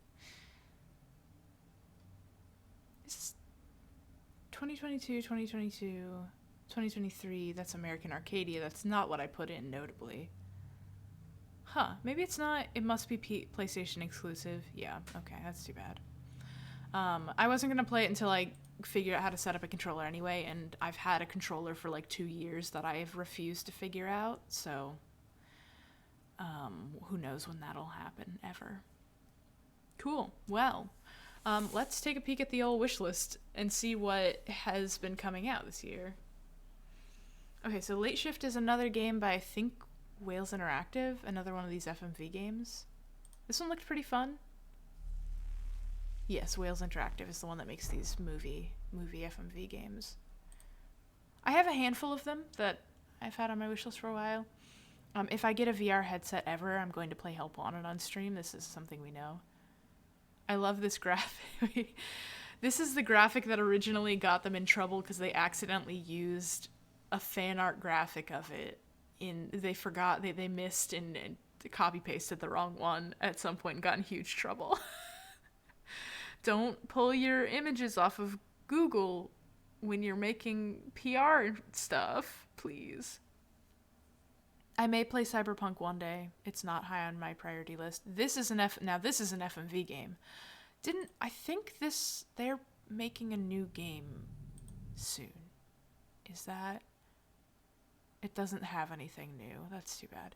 Contradiction is one of my favorite games of all time. This is an FMV game done right to me. It's very playable. You're walking around, you're doing stuff. Dead of Night is a really good example of integration of virtual space and human visuals. I know they put a lot of work in to make sure to match this hotel to a real life hotel. So good. Contradiction, just the characters are incredible. And one of the character in this, they are the villain in this game. But a lot of the Contradiction folks, that game blew up in the FMV community. They've been in a lot of other stuff. Shapeshifting Detective, for example, has a handful of them in it. I was kind of hoping this would take me to like a page of their stuff, not like a store page. Whatever. Okay. Anyways, not high on my list. I've watched a lot of playthroughs of it, but I would love to support the devs, so I probably will buy it eventually. Monkey Island, we'll get to that. I have more Nancy Drews just scattered across. Kentucky Route Zero is Julia Droffy's favorite game, and she played a little bit of it on stream once, and it looks incredible, so I'm going to play it eventually as well. I don't remember which one Dying Light is. Oh, this is the parkour zombie one. This game looks good. I know that Jonah Scott is the main character in the sequel, and they modeled the character off of him. Is it the sequel or the first one? I don't know. So I want to play it for him. Abduction! Apparently this game is incredible. It looks pretty good. I'm going to get to it after I finish the Myst games, I think. Firewatch, I think Markiplier played this. I don't remember why I added it to my thing, but it looks beautiful. Zombies. This is the remastered version. I'm going to try to play my discs before I play this. Both of my discs, I have a burnt copy that I've had since I was a kid, and I have a new copy I bought. Both of them have issues. So we'll see if I am able to stream those. But if I can't, then I'll play this on one of my nostalgia days. I love Zombies. We talked about those. Somebody recommended this to me because the characters are hot, but it's not a style of game I play very often, so I'm probably not going to play it on stream. If I do get it. I forgot that I keep forgetting I don't own Night in the Woods. I played it with somebody else. Again, I don't have a 3D anything, so I have VR games on my wish list that I can't play. That's fun. This is one of the Myst games, I think. Don't know which one it is in the series. Maybe it'll tell me if I look. I was only an explorer when I came here. Or maybe this isn't a... But now, oh, this is not a Myst game. So much more. This is a Myst-inspired puzzle game. After all that I've done. Yeah, this looks really fun. I will play that eventually. I'm never going to buy Security Breach. This is a lie. It's never going to be fixed enough for me to play it, I think, reasonably. Outer Wilds, that's the time loop game that was recommended to me. Jasper was playing this, and I came into a stream and he was like, oh, this is the end of the game, you should not watch this. This is a time loop. I'm gonna play the fuck out of this eventually, I think. I don't know when. Please Be Happy, another visual novel. I don't remember why I bookmarked this one in particular. I don't usually bookmark anime visual novels, but I think this one spoke to me for some reason. Don't remember why. The Witch's House, this was recommended on Halloween. I will probably play this next Halloween. We only got through a couple horror games this Halloween, because they were longer ones. This game just looked really cool. I think it's coming out, yeah, it's coming out soon. Something to look forward to in 2024. It's all stop motion, the whole game. Actually, let's go look at the trailer, because it looks really Learning about people cool. is a kind of adventure. A way of Or it's stop motion exploring what the inspired. little I don't know world if they're exists modeled or not within the in-game. Fedora. Even if one of those little worlds looks barren, Because it looks like they're moving really uninhabitable from the smoothly, so it's outside, not stop motion. Usually when you make contact But, with you know. it, You'll find plenty of life and laughter there. Hello again, my alien fish bud. How are you doing? Too bad you can't tell me.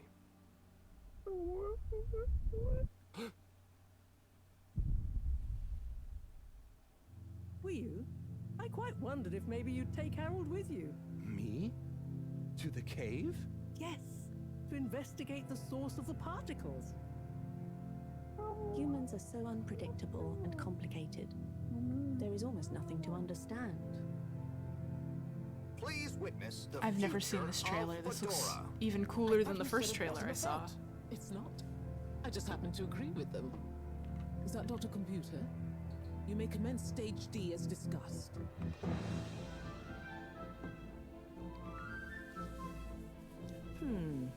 Something is afoot. It's not the art style of something I'd usually play, but it's so Seems cool. a bit fishy to me. Indivisible.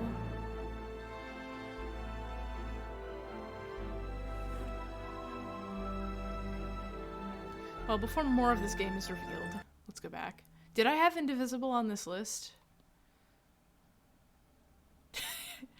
This is a Vampire the Masquerade game, I think.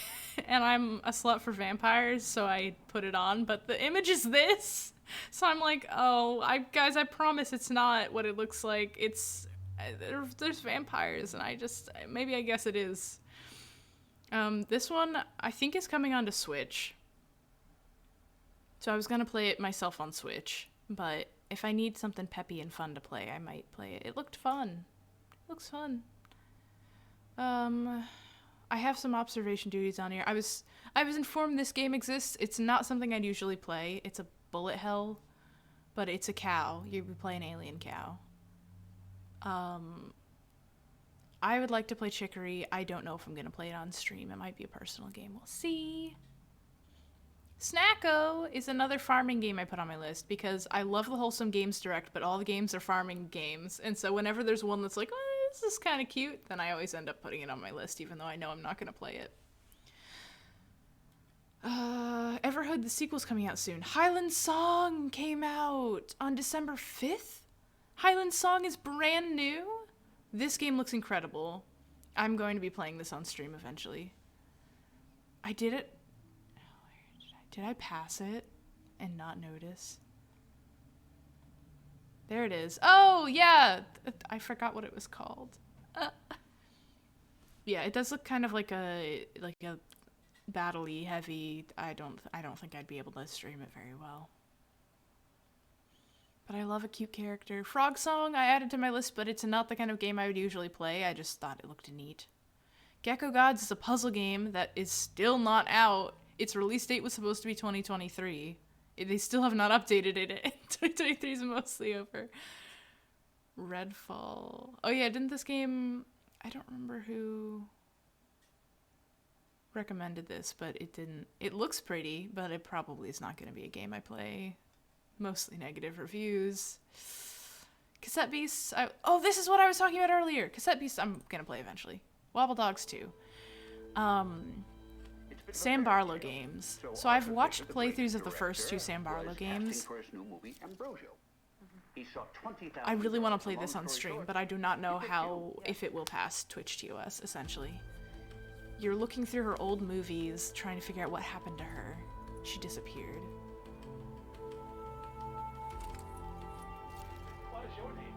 Marissa Marcel. I just think it looks really neat. My alarm just went off for work. I'll stop streaming in a second.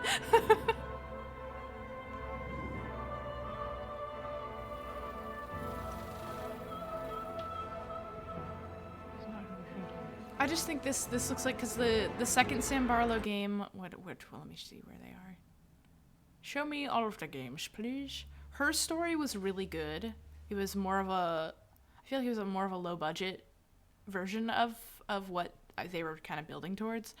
It was only one actress playing twins, and you're just trying to figure out the whole game, whether it's twins, whether this woman has multiple personalities, or whether she's just lying. Telling Lies is about this dude who's undercover.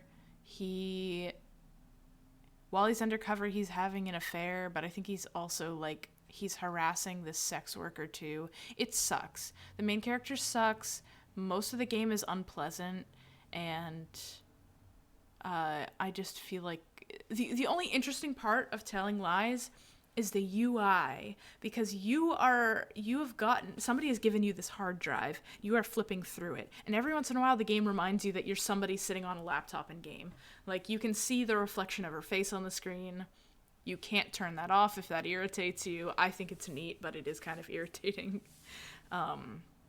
Every once in a while she'll get interrupted, like somebody will come bring her coffee, and you're really trying to figure out who you are playing as. That's the interesting part. Otherwise, it just kind of sucked. Perfect Blue, it's the vibe from the themes. Interesting. I don't think I've ever heard of Perfect Blue. I'm gonna look it up.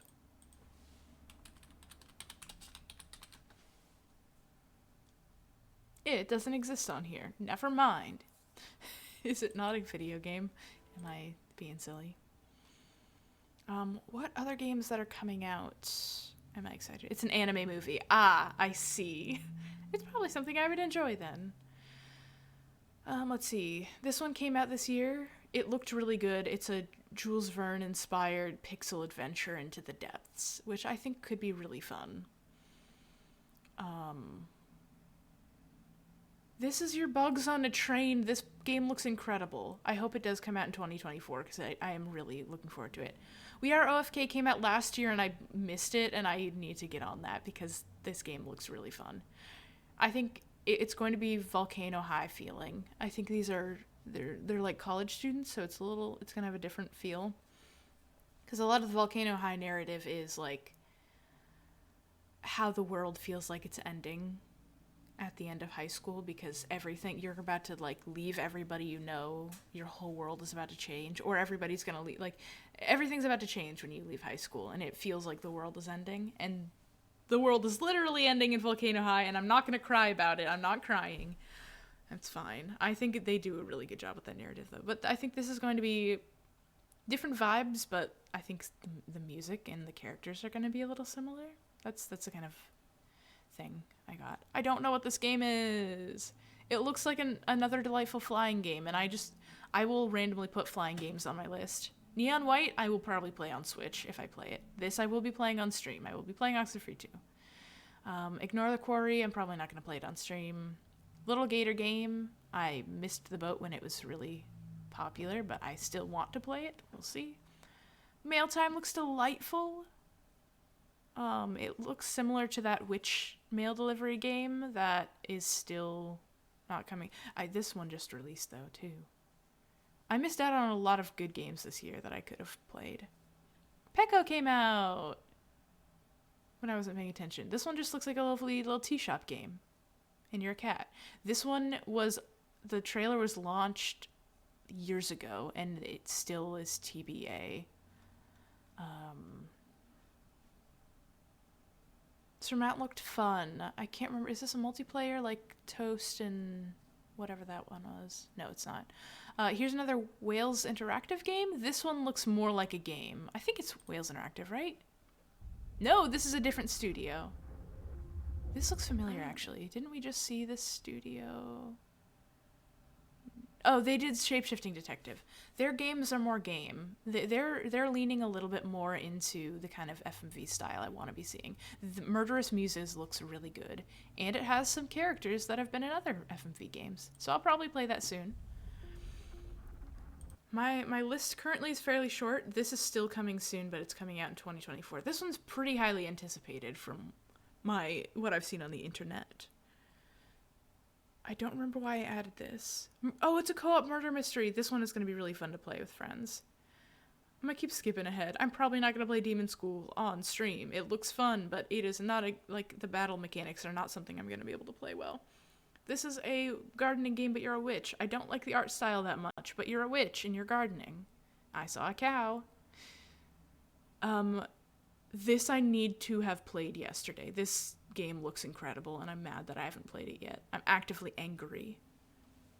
Sandland looks really cool. I don't actually know if I'm going to play it, but Escape the Backrooms is maybe my favorite of the Backrooms games. I've never played it myself, but I think it would be a fun stream. Maybe for another snow day, since I played Animalopolis on a snow day. Everhood 2. I didn't play Everhood 1. I want to play Everhood 1 before I play Everhood 2 because it looks very hard and I want to get used to the mechanics. This is Wales Interactive. You don't know me, but I found you. This one looks fun. This is a murder mystery. It wasn't easy. And it looks like you have a little bit more gameplay than some of their other games. I like how evil this man looks. That's good. This is good to me. This is good to me. This looks good to me. Is this their newest one?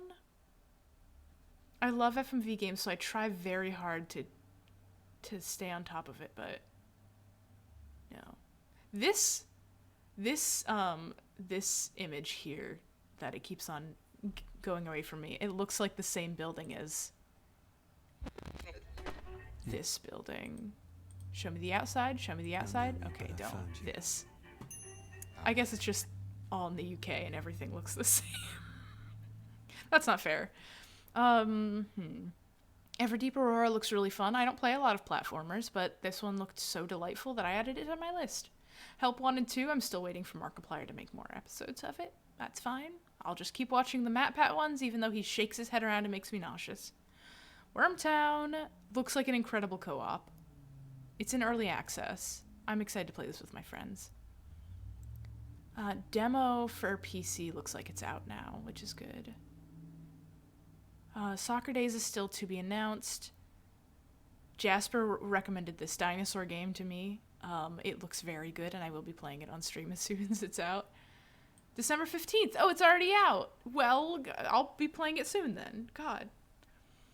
And WebVenture. These are all the games I have on my wish list. Some of them are coming out, some of them aren't. Some of them I'm looking forward to, some of them not.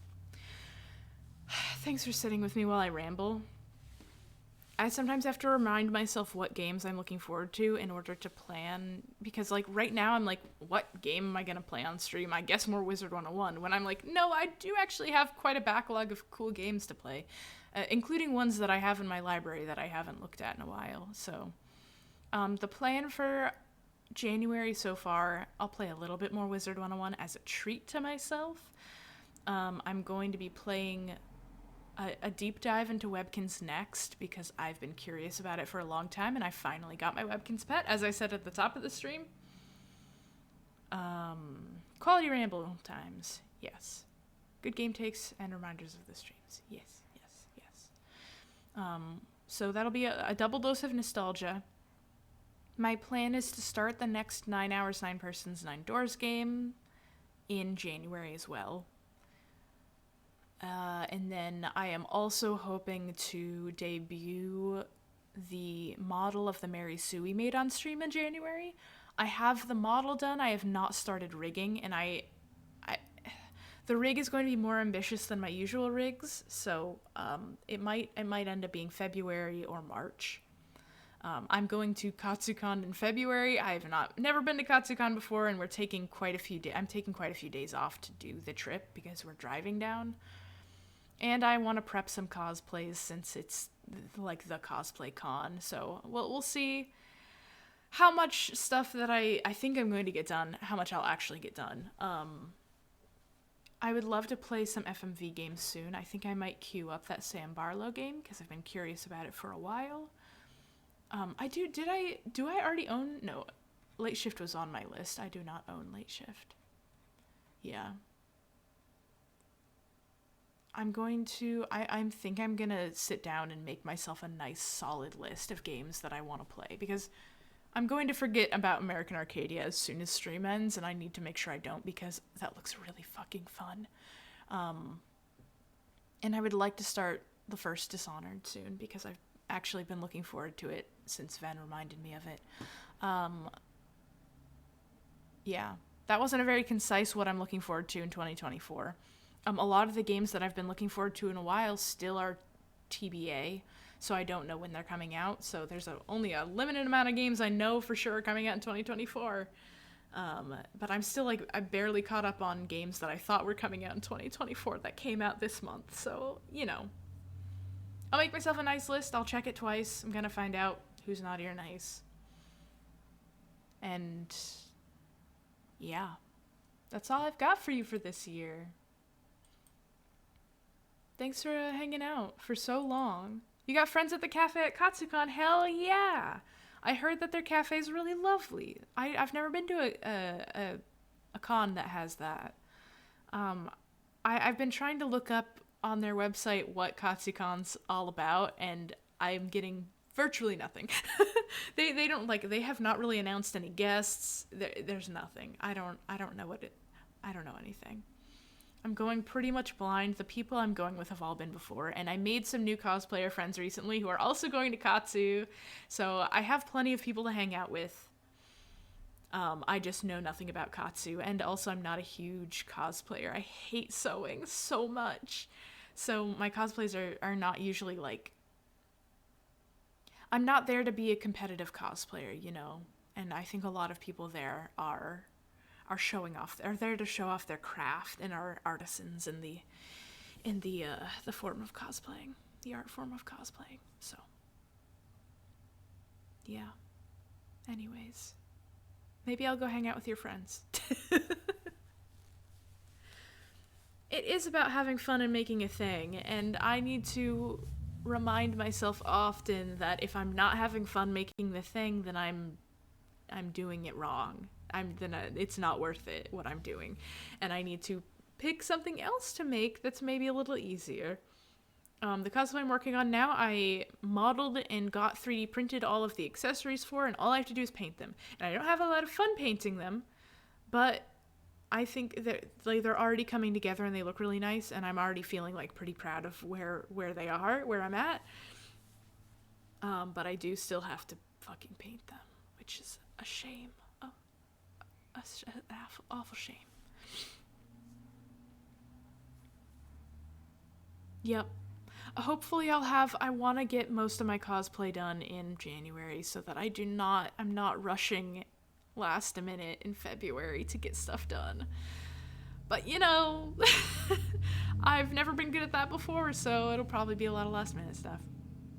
I'm doing an Enharmonia cosplay, so if you see an Enharmonia, if anybody sees an Enharmonia at Katsucon, it might be me.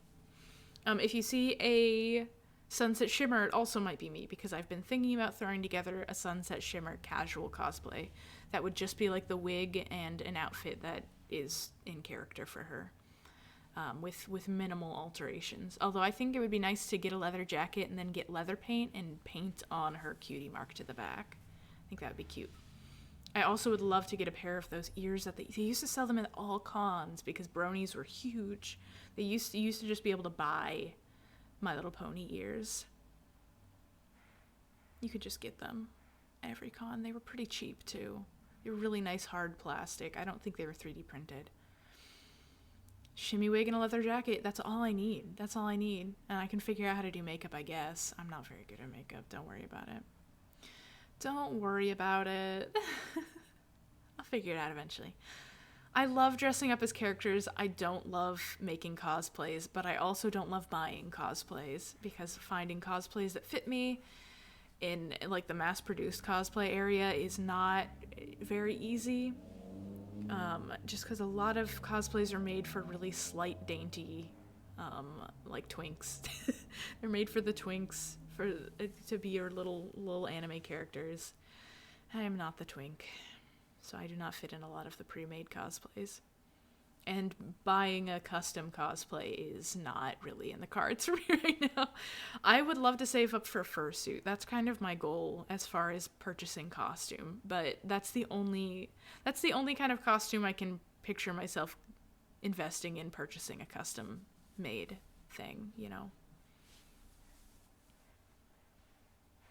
Yeah, I think so too. Even if it's a low effort cosplay, it always it feels better. You can tell people are a little more confident in their own made stuff, you know? They have the pride in what they're wearing, and they have the connection to the outfit in a way that just putting on a pre-made you wouldn't quite get. I don't know. It feels like cheating to buy a pre-made cosplay. But I know that's not really the case, and you should just, if you want to dress up as a character, you should be able to dress up as a character and have fun. a lot of the cosplays I do are just I go to Goodwill and I buy stuff that makes me look like the character, and then I do what I can with that. I don't go above and beyond.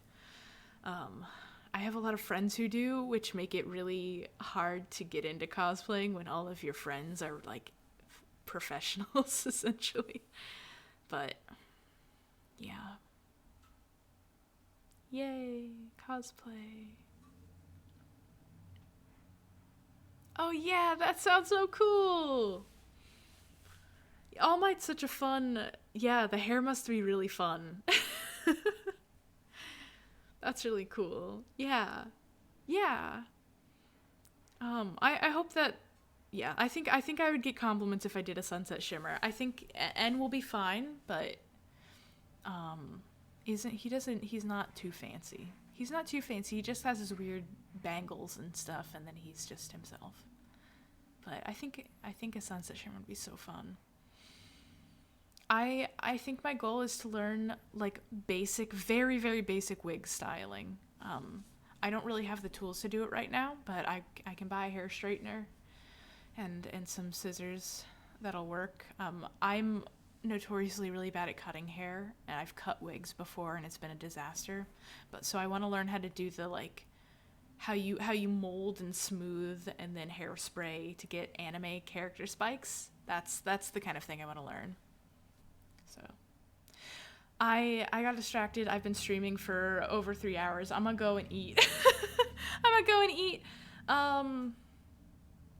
Yeah, I'll see you all in January. I'll be streaming as soon as I think I'll be streaming Thursday. I'll be streaming something. I don't know what that something is yet. It probably is gonna be Wizard 101. I've been really excited to do this Webkins stream though, so it might be Webkins. We'll see. Yeah.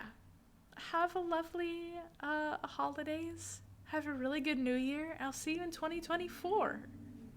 Yeah. I'm gonna leave it at that. Let's not raid today. Let's just have a good one.